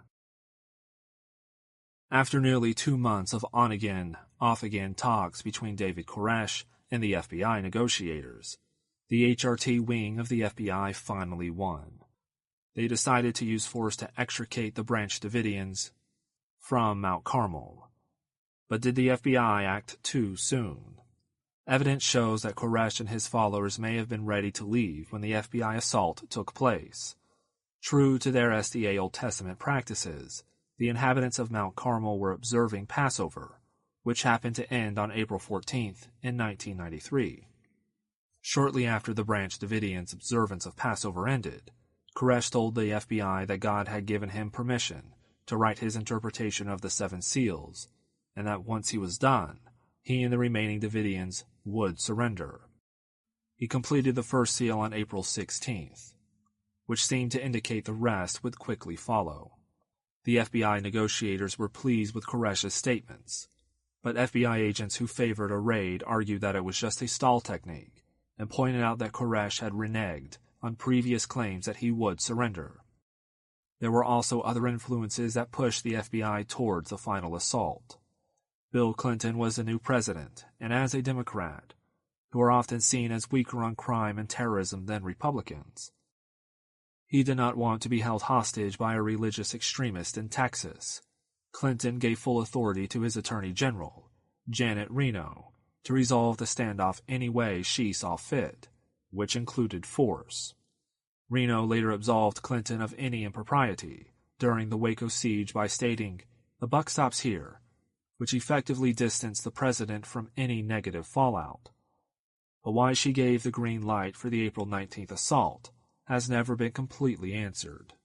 It is true that a faction of the FBI favored a tactical assault on Mount Carmel from the beginning, but outside influence may explain why the pro-negotiation faction of the FBI and Janet Reno acquiesced and authorized the assault. Many scholars of the Waco siege point towards the efforts of a group called the Cult Awareness Network that painted a picture of the Branch Davidians that still resonates in the minds of many people. The CAN advised the FBI that by all definitions the Branch Davidians were a millennial or doomsday cult, and that there was no way Koresh would relinquish his grip on the group to the government. CAN advisors argued that the longer the FBI waited, the greater the chance Mount Carmel would end in mass suicide, similar to the one that took place in Jonestown, Guyana, in 1978. CAN's influence proved to be decisive. The raid was scheduled for 6 a.m. on April 19th. The final assault begins. The Branch Davidians, who were actually sleeping at 6 a.m. on April 19th, were awoken to sounds of combat engineering vehicles, clearing the vehicles and small buildings that had not already been destroyed by the FBI during the 51-day siege. The CEVs quickly completed their first task, and then turned to the primary and most controversial task that they would be used for that day, the insertion of CS gas into Mount Carmel. CS gas is also known as tear gas. Most people are familiar to some extent with CS gas, as it is commonly used by police forces throughout the world to disperse riots, and sometimes as a non-lethal tactic to detain violent suspects. Most people are not aware of some of the hazardous side effects of the gas and its unstable nature, particularly how it can easily become flammable.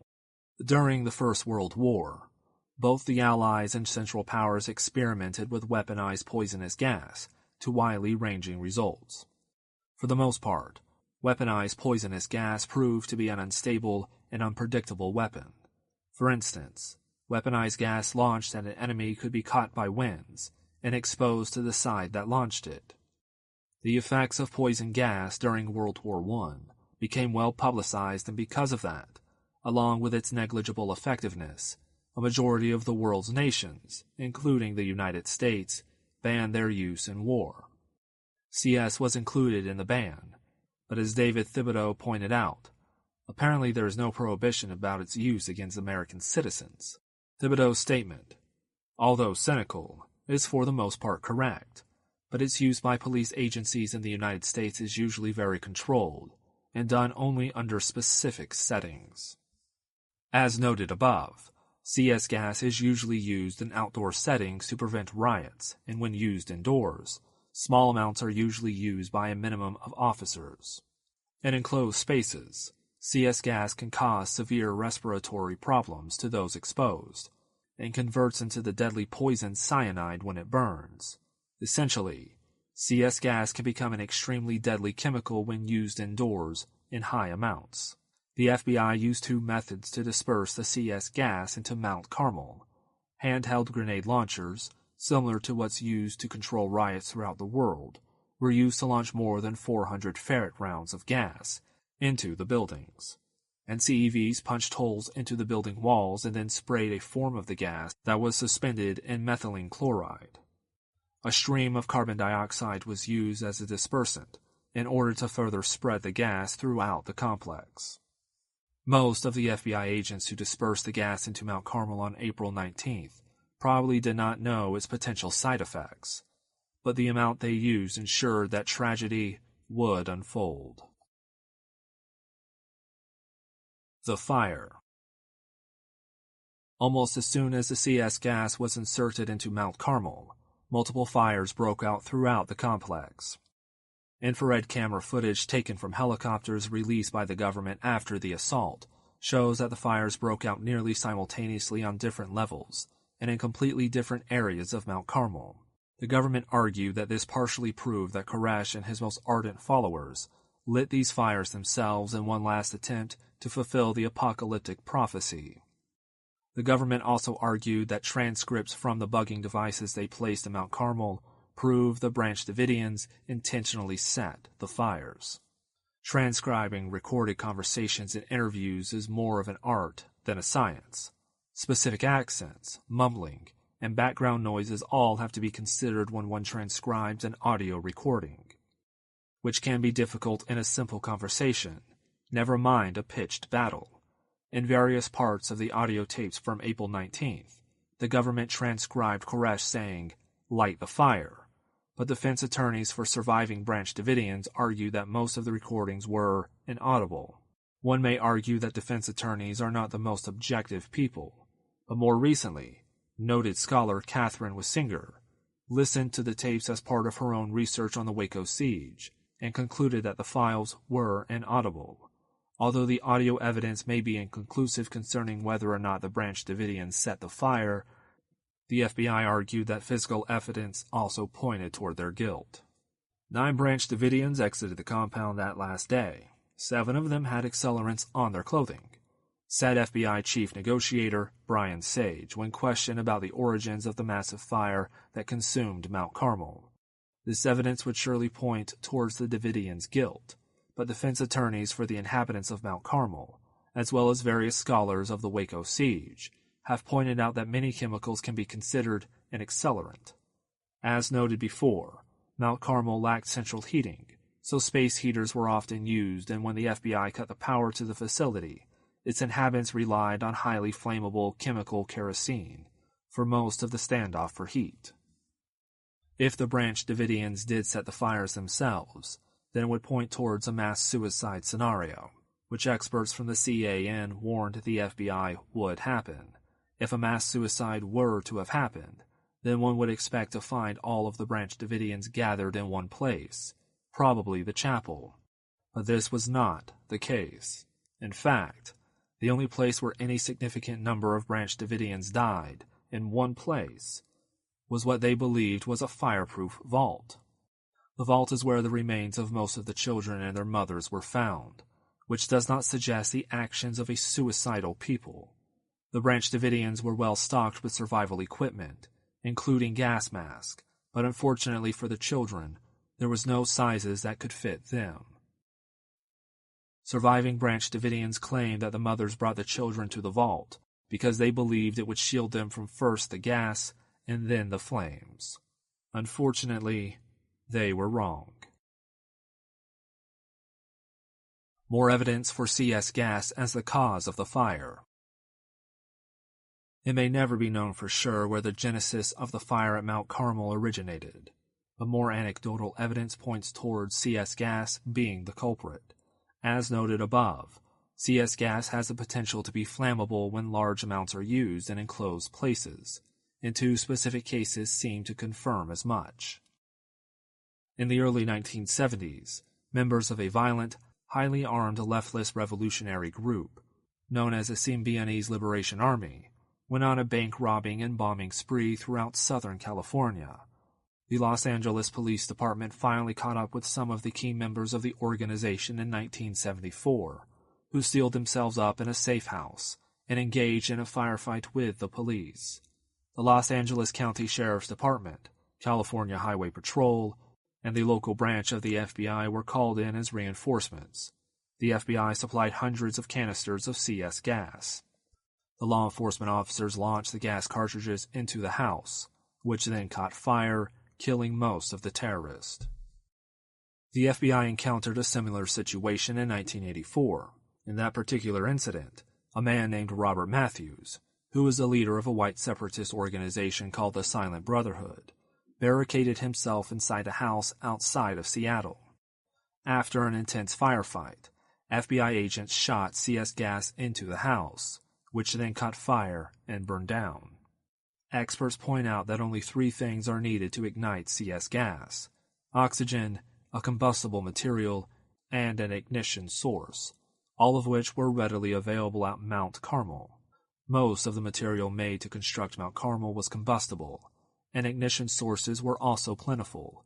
A pilot light, gunfire, or even a lighter could have set the fire off, but evidence released in 1999 reveals that the government may have inadvertently triggered the fire.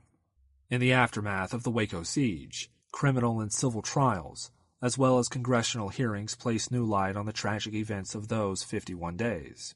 One fact that came to surface was that the FBI used pyrotechnics, along with CS gas, in order to subdue the inhabitants of Mount Carmel. The explosions from the pyrotechnic charges are another possible source of the fire that consumed Mount Carmel.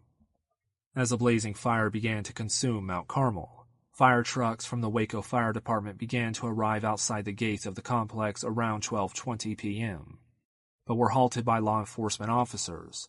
The firefighters were forced to watch the blaze consume Mount Carmel for over 20 more minutes before they were allowed to go to work. But by that time, it was too late. Mount Carmel was a smoldering pile of ash. Immediate results of the April 19th raid. The immediate fallout from the FBI raid on April 19th was severe, as 76 Branch Davidians died that day, which included 21 children ages 15 and younger, and 2 fetuses. 5 Branch Davidians died on February 28th during the first raid, and 1 died that day trying to enter Mount Carmel from the outside. The prophet, David Koresh, was among the Branch Davidians who died at Mount Carmel on April 19th. The 9 Branch Davidians that survived the fire were promptly taken away and charged with an assortment of felonies, conspiracy to murder federal agents being the most severe.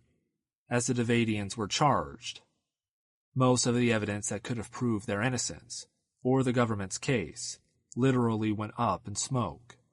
In terms of loss of life, the raid was a success for the FBI because none of their agents were killed. It also invoked a sense of pride among some members and gave ATF members a feeling of retribution for the comrades they lost on February 28th. After the smoke cleared, federal agents raised American, Texas, and ATF flags above the ruins of Mount Carmel, and some even posed for pictures in front of the red flags that marked where bodies of Branch Davidians were found. Not all federal agents posed for the pictures. Some were visibly and vocally upset with the entire situation. One of the most immediate results of the Waco siege was that it revealed the rift between the FBI negotiators and the HRT. According to the FBI's own statistics, 95% of all hostage barricade incidents result in a non-lethal resolution, while tactical assaults end in injury 78% of the time. With statistics this clear and obviously available to the FBI, why the FBI opted to commit a tactical assault on April 19th continues to be a pertinent question.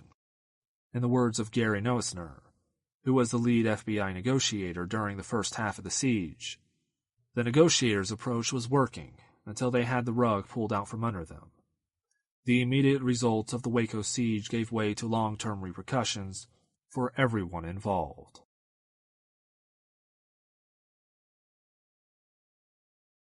Chapter 9. The Aftermath. The Criminal Trial of the Branch Davidians.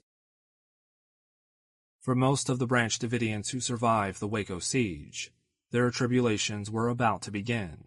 Norman Allison, Renos Avram, Brad Branch, Jamie Castillo, Graham Craddock, Clive Doyle, Livingston Fagan, Paul Fata, Woodrow Kendrick, Ruth Riddle, and Kevin Whitecliff were all charged with an assortment of felonies in federal court, with conspiracy to murder federal officers and attempted murder of federal officers being the charges that carried the most time.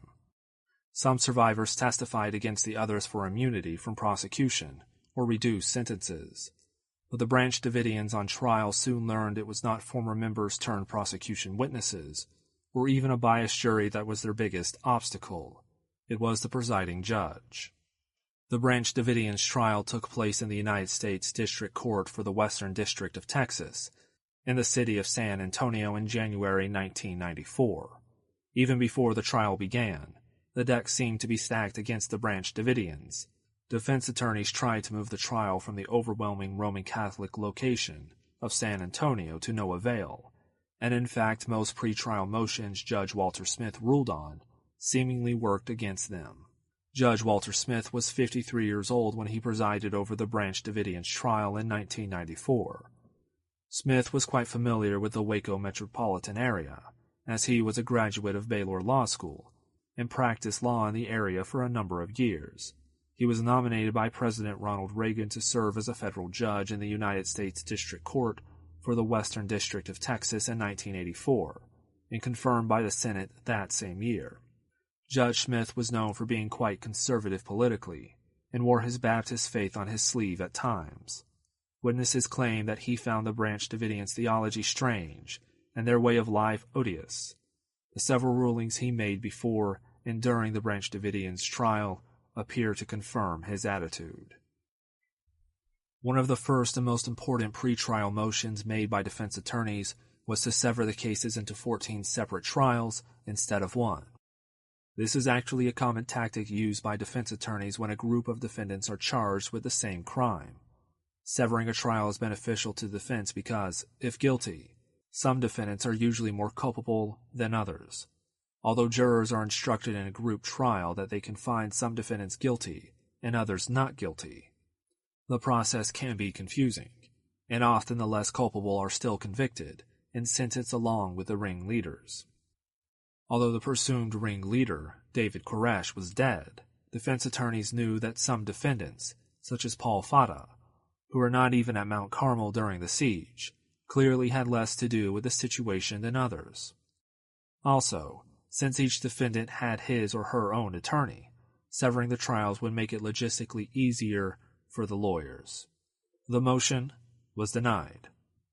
Judge Smith also denied defense subpoenas of ATF and FBI officers, who the defense argued could help clear their defendants if questioned under oath. The defense planned to ask the agents questions under oath pertaining to the lack of evidence that led to Koresh's arrest warrant, who fired first on February 28th, and how much CS gas was used on April 19th. Smith ruled that calling agents to the stand would possibly jeopardize their safety in any cases that they were currently working on. Finally, Smith placed a gag order on both the prosecution and the defense for the duration of the trial. Generally speaking, in criminal trials, gag orders tend to be opposed more by the defense than the prosecution. In a high-profile case such as the Branch Davidian trial, the prosecution has nearly unlimited resources from the government, while the defense is forced to operate on a finite and often small budget. Speaking with the media is a good way for defense attorneys to try the case outside of the courtroom, which gives them a chance to gauge public opinion and modify their defense if need be. As the trial went on, the government's case against the Branch Davidians appeared weak, especially when a number of the star witnesses gave testimony that seemingly supported the defendants. With that said, the trial did reveal that some illegal activity took place in Mount Carmel before February 28, 1993. It revealed that some of the guns in the Branch Davidians' arsenal had been illegally modified, which Koresh admitted to during the 51-day siege. Yes, I have some things that maybe I shouldn't have. I mean, hey, if the Vatican can have its own little country, can't I? Said Koresh to FBI negotiators on March 7th. After both the prosecution and the defense made their final arguments, the case went to the jury, which leaned towards acquittal on most of the charges. Doyle, Allison, and Kendrick were found not guilty of all charges, and the other 11 were found not guilty of the two most serious charges, conspiracy to murder federal officers and attempted murder of federal officers, but guilty on various firearm violations. Members of the jury revealed that it was a compromise verdict, according to jury forewoman Sarah Bain, who wrote, "After we had delivered our verdict to the court and prior to it being presented to the public, we jurors discussed what most of us felt was the possibility that the consideration of the time already served by the defendants. None would be facing severe penalties. Even 5 years is too severe a penalty for what we believed was a minor charge." And at first, Judge Smith seemed to agree. Smith ruled that if all the defendants were found not guilty of the most serious charges, counts 1 and 2, then count 3, using and carrying a firearm during and in relation of the commission of an offense, should be thrown out since legally no crime took place. Everything seemed to work out well for both sides. Some of the Branch Davidians would spend some time in prison, but not for the rest of their lives. Despite the tragedy of the Waco siege, perhaps a compromise verdict would bring in a certain amount of closure for both sides. But in a case as tragic and convoluted as the Waco siege, nothing was so simple, and Judge Smith changed his ruling. Smith learned of a case in the same district where an inconsistent verdict was allowed to stand, which meant that when he sentenced the defendants on June 17, 1994, he essentially found the Branch Davidians guilty of the conspiracy charge they were found not guilty of by the jury. He wrote, "These defendants and other adult Branch Davidians engaged in a conspiracy to cause the deaths of federal agents. It was a part of the beliefs of the Branch Davidians, expressed and taught by their leader." Smith even added that it was the Davidians who shot first on February 28th, a point that was never proven in court, and that the group committed mass suicide on April 19th. Judge Smith had effectively nullified the jury's verdict. Smith handed out sentences to the Branch Davidians that ranged in length from 5 to 40 years, which were the type of sentences that the defense attorneys believed that they had avoided when the jury acquitted the group of the 2 most serious charges. Fortunately for the Branch Davidians, the Supreme Court saw the inconsistencies in Judge Smith's sentencing and reduced each of their sentences by 5 to 20 years in July 2000. After serving time in federal prisons across the United States, all of the surviving Branch Davidians were free by July 2007. Although the Branch Davidians found the American justice system full of legal landmines that worked against them, they decided to use it against the government in a wrongful death lawsuit in federal court. Unfortunately for the Branch Davidians, Judge Smith presided over their civil action against the government, and for the most part, he ruled in much the same way he did in the criminal trial. He routinely denied subpoenas of federal agents the Branch Davidians called to testify, and refused to allow other witnesses to testify who may have pointed the finger at the government. Not surprisingly, the jury in the civil trial found in the government's favor on July 14, 2000, and the Branch Davidians were awarded no damages. Observers and scholars have since questioned the procedures and objectivity of the judge, and some have even recently called his character into question, which will be discussed in the following. Congressional hearings. In the years after the Waco siege, a number of events took place that kept the tragedy in the public eye and continued to raise questions pertaining to the role both the government and the Branch Davidians played, and if the conflict could have been avoided. Almost as soon as the criminal trial of the surviving Branch Davidians was concluded, a number of books and articles were written, and documentaries were made. Many of the books and articles were written by legitimate journalists and academics such as Dick Rivas, Stuart Wright, and Catherine Wisinger, who asked reasonable questions concerning the nature of the government's investigation of the Branch Davidians and their conduct during and after the siege. The legitimate scholars and journalists had also been critical of the Branch Davidians, especially David Koresh, and pointed out opportunities that they had to peacefully end the 51-day siege. A number of credible video documentaries were also produced, such as Waco, The Rules of Engagement, that focused on the problems of the government's case against the Branch Davidians, and how and why their tactics during the siege went wrong. The question raised by these works led to 2 sets of congressional hearings in 1995 and 2000. The 1995 hearings took place during the summer on the heels of the Oklahoma City bombing, which will be discussed later, and so took a decidedly pro-government tone. For the most part, The Branch Davidians were portrayed as a cult, and David Koresh as their charismatic leader, who ran Mount Carmel like a military camp and treated the female inhabitants, even underage girls, as his harem. Disaffected members testified to the former prophet's iniquities and the large-scale stockpile of weapons at Mount Carmel. Despite the deflection that some argued the government engaged in during the hearings, the FBI did not escape total culpability in the eyes of the committee. The final report read, "The Attorney General knew or should have known that there was little risk to the FBI agents, society as a whole, or to the Davidians from continuing this standoff, and that the possibility of a peaceful resolution continued to exist." The 1995 hearings did not bring closure to the case of the Waco siege, and in many ways seemed to have only exacerbated the situation and raised more questions, which in turn gave more fuel to conspiracy theories. In July of 2000, around the same time that the Supreme Court reduced the sentences of the incarcerated Branch Davidians, and when many were being released from prison, former U.S. Senator John Danforth of Missouri led another congressional hearing of the Waco siege. Although Danforth was a Republican, he was appointed by Janet Reno as special counsel to oversee the hearings.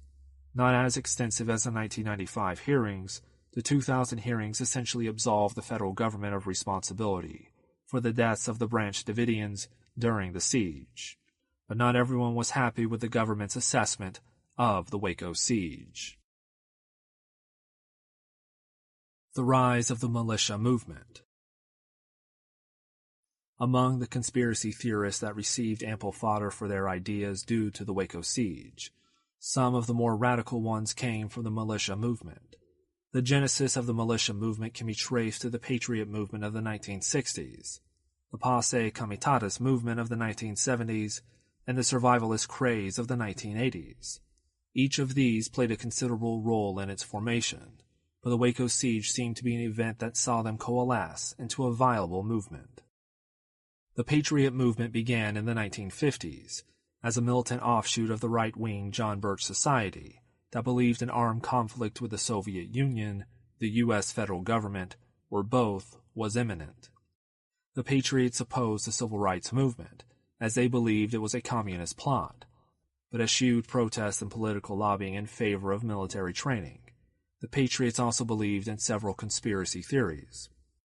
As the United States moved into the 1970s, many members of the Patriot movement joined a growing subset known as the Posse Comitatus, Latin for force of the country, movement. Posse Comitatus movement held many of the same political beliefs and conspiracy theories of the Patriot movement of the 1970s, but adopted a more racialist and anti-Semitic tone, as they attributed the perpetrators of many of the conspiracies they believed in to Zionists. The Posse Comitatus was a movement, not a unified group, so beliefs and practices ranged from locations, but all followers practiced firearms training to the point that some groups resembled paramilitary organizations.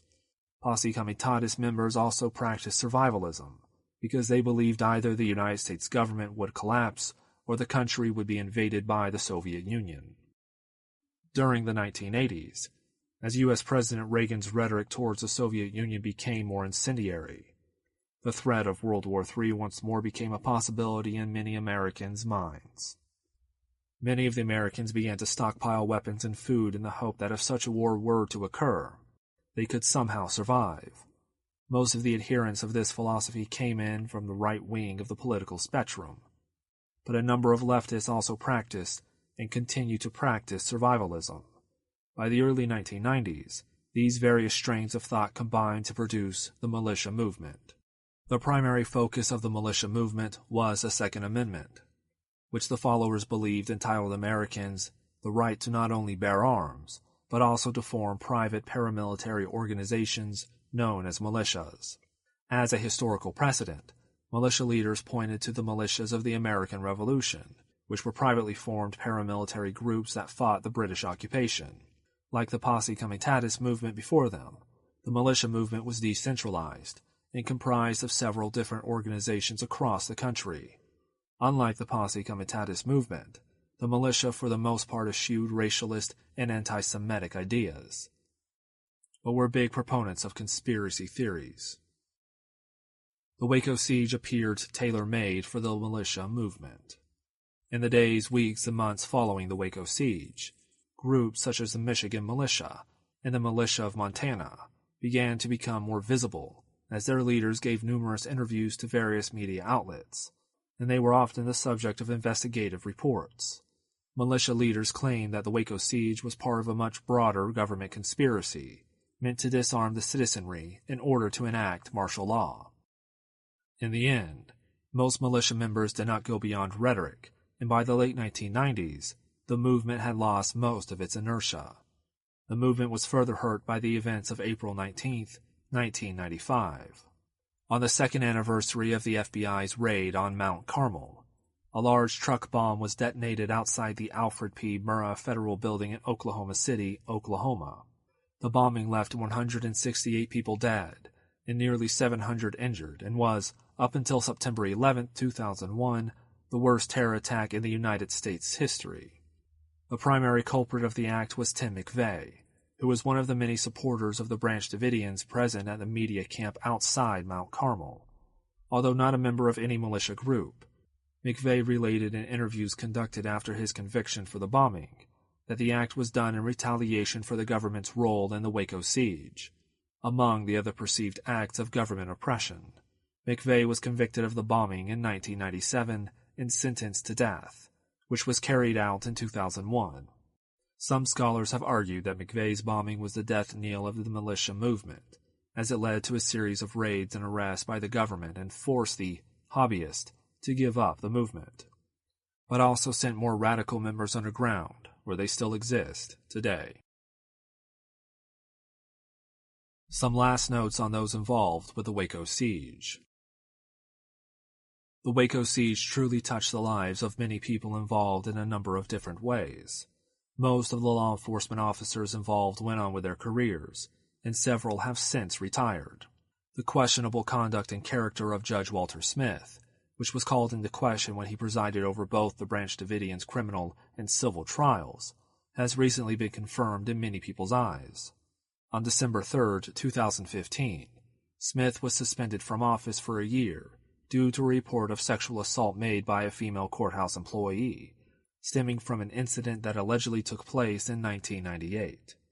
Mark England and Darlene McCormick, the writers of the Sinful Messiah series for the Waco Tribune, were both giving the Manager Editor's Award for their public service by the Associated Press in September 1993.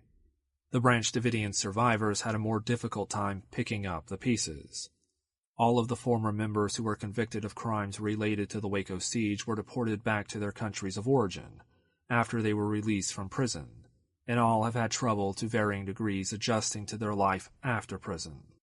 Some have written memoirs and given public lectures on their experiences, but nearly all have clung to their strict SDA beliefs.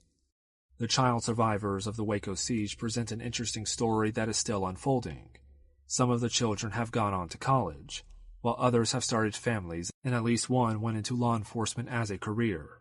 Most of the children have been fairly private about their experiences, but their experiences from those 51 days, when and if any decide to go public, will offer a new perspective on the American tragedy.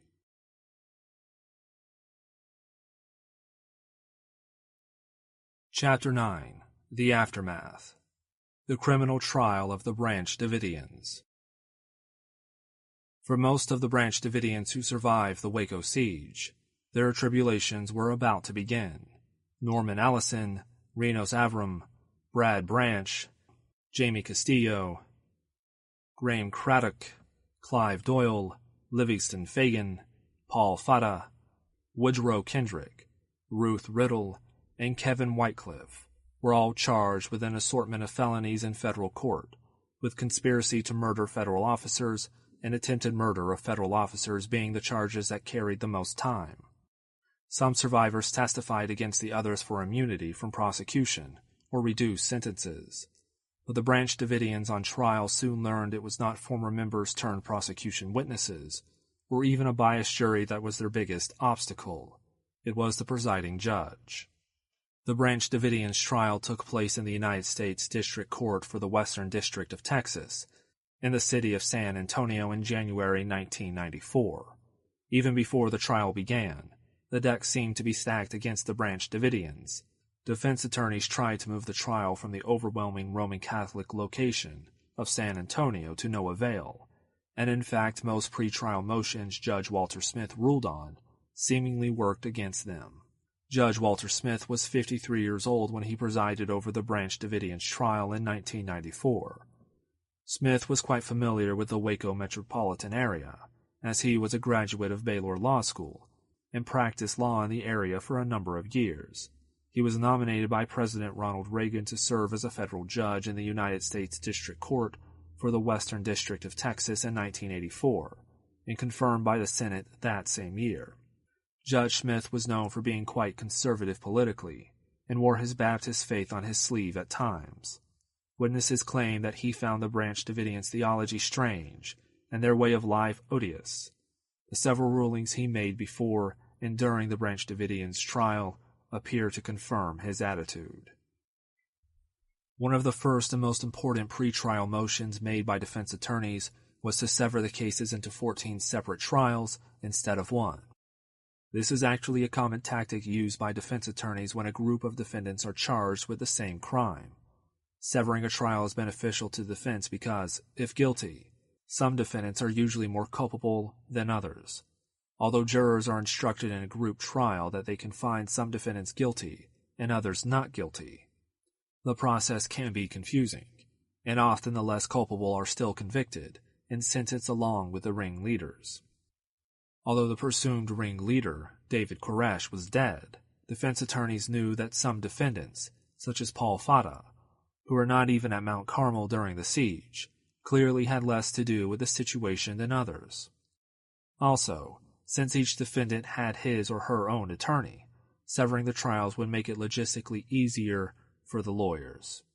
The motion was denied. Judge Smith also denied defense subpoenas of ATF and FBI officers, who the defense argued could help clear their defendants if questioned under oath. The defense planned to ask the agents questions under oath pertaining to the lack of evidence that led to Koresh's arrest warrant, who fired first on February 28th, and how much CS gas was used on April 19th. Smith ruled that calling agents to the stand would possibly jeopardize their safety in any cases that they were currently working on. Finally, Smith placed a gag order on both the prosecution and the defense for the duration of the trial. Generally speaking, in criminal trials, gag orders tend to be opposed more by the defense than the prosecution. In a high-profile case such as the Branch Davidian trial, the prosecution has nearly unlimited resources from the government, while the defense is forced to operate on a finite and often small budget. Speaking with the media is a good way for defense attorneys to try the case outside of the courtroom, which gives them a chance to gauge public opinion and modify their defense if need be. As the trial went on, the government's case against the Branch Davidians appeared weak, especially when a number of the star witnesses gave testimony that seemingly supported the defendants. With that said, the trial did reveal that some illegal activity took place in Mount Carmel before February 28, 1993. It revealed that some of the guns in the Branch Davidians' arsenal had been illegally modified, which Koresh admitted to during the 51-day siege. Yes, I have some things that maybe I shouldn't have. I mean, hey, if the Vatican can have its own little country, can't I? Said Koresh to FBI negotiators on March 7th. After both the prosecution and the defense made their final arguments, the case went to the jury, which leaned towards acquittal on most of the charges. Doyle, Allison, and Kendrick were found not guilty of all charges, and the other 11 were found not guilty of the two most serious charges, conspiracy to murder federal officers and attempted murder of federal officers, but guilty on various firearm violations.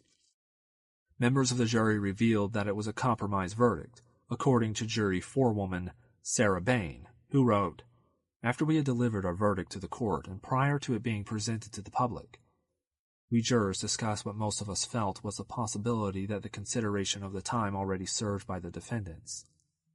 None would be facing severe penalties. Even 5 years is too severe a penalty for what we believed was a minor charge." And at first, Judge Smith seemed to agree. Smith ruled that if all the defendants were found not guilty of the most serious charges, counts 1 and 2, then count 3, using and carrying a firearm during and in relation of the commission of an offense, should be thrown out since legally no crime took place.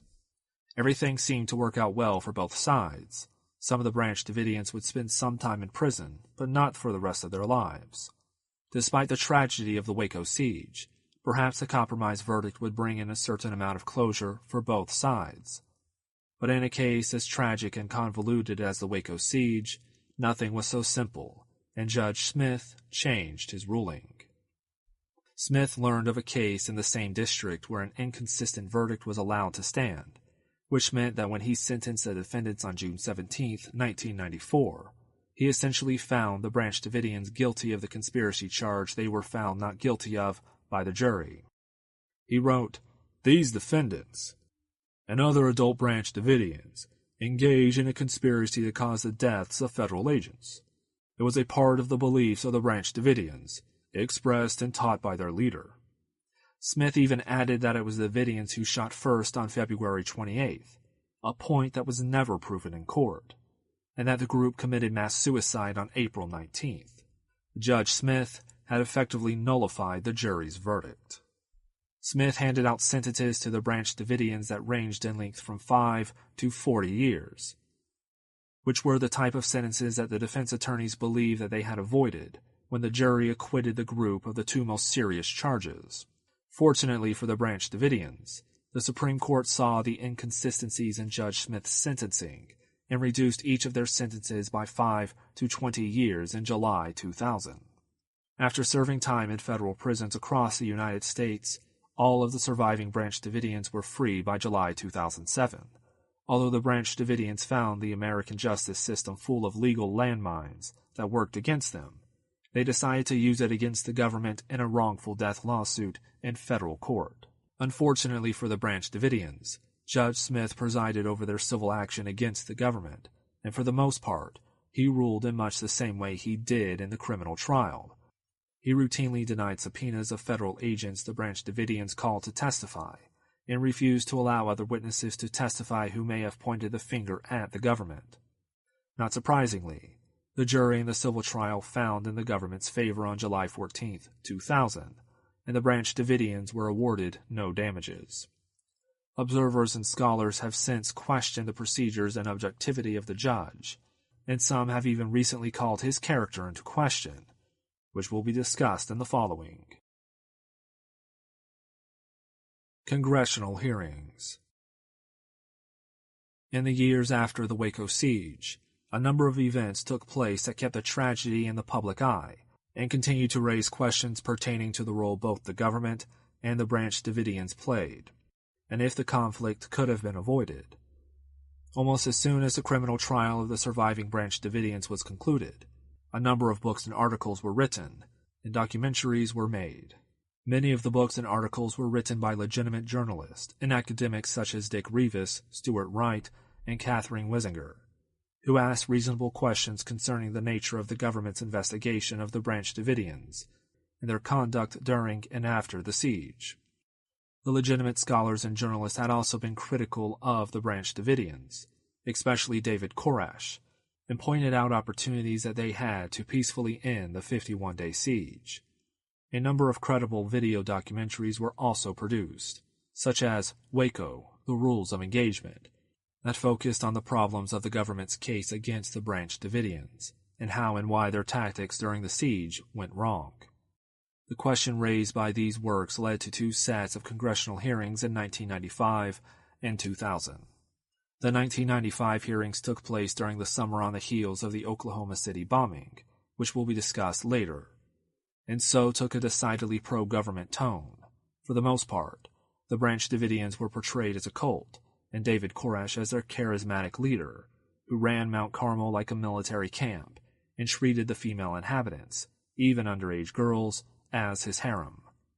Disaffected members testified to the former prophet's iniquities and the large-scale stockpile of weapons at Mount Carmel. Despite the deflection that some argued the government engaged in during the hearings, the FBI did not escape total culpability in the eyes of the committee. The final report read, The Attorney General knew or should have known that there was little risk to the FBI agents, society as a whole, or to the Davidians from continuing this standoff, and that the possibility of a peaceful resolution continued to exist. The 1995 hearings did not bring closure to the case of the Waco siege, and in many ways seemed to have only exacerbated the situation and raised more questions, which in turn gave more fuel to conspiracy theories. In July of 2000, around the same time that the Supreme Court reduced the sentences of the incarcerated Branch Davidians, and when many were being released from prison, former U.S. Senator John Danforth of Missouri led another congressional hearing of the Waco siege. Although Danforth was a Republican, he was appointed by Janet Reno as special counsel to oversee the hearings. Not as extensive as the 1995 hearings, the 2000 hearings essentially absolved the federal government of responsibility for the deaths of the Branch Davidians during the siege.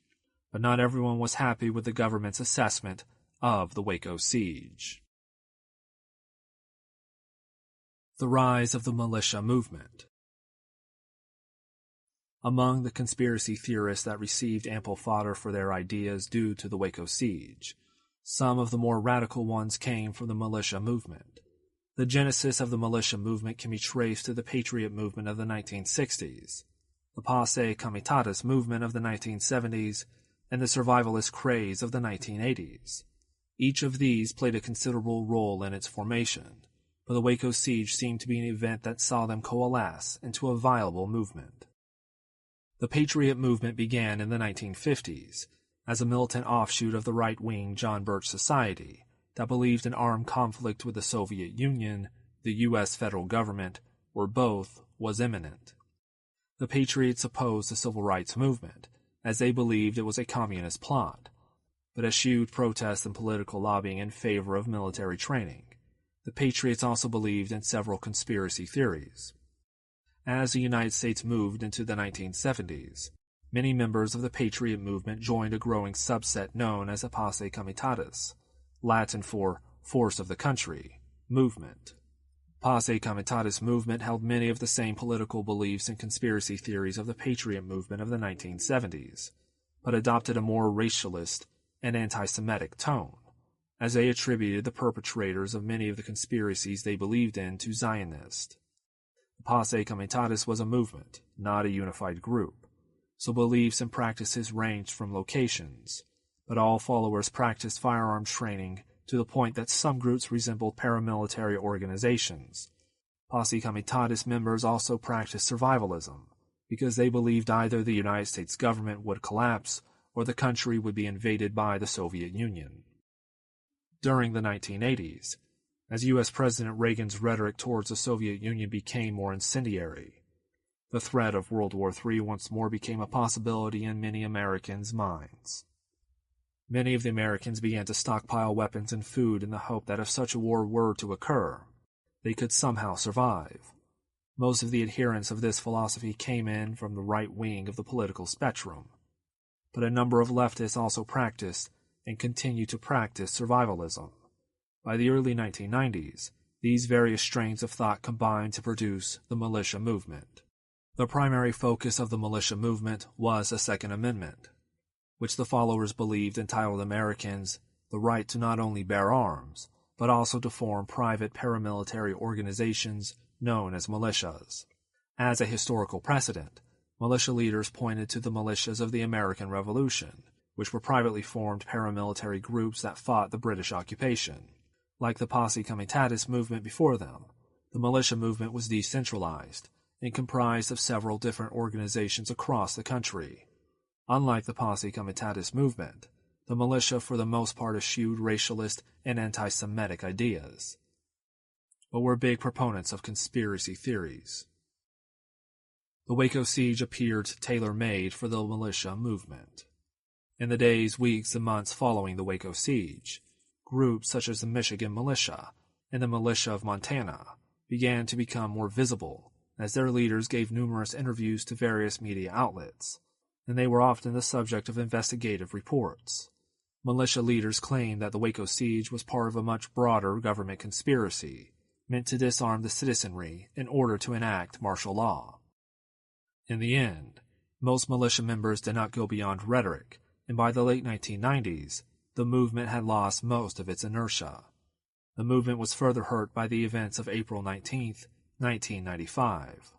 On the second anniversary of the FBI's raid on Mount Carmel, a large truck bomb was detonated outside the Alfred P. Murrah Federal Building in Oklahoma City, Oklahoma.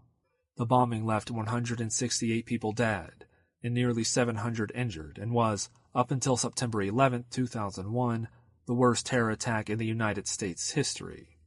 The primary culprit of the act was Tim McVeigh, who was one of the many supporters of the Branch Davidians present at the media camp outside Mount Carmel. Although not a member of any militia group, McVeigh related in interviews conducted after his conviction for the bombing that the act was done in retaliation for the government's role in the Waco siege.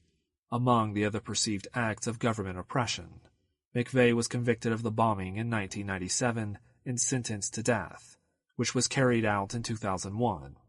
Some scholars have argued that McVeigh's bombing was the death knell of the militia movement, as it led to a series of raids and arrests by the government and forced the hobbyists to give up the movement, but also sent more radical members underground, where they still exist today.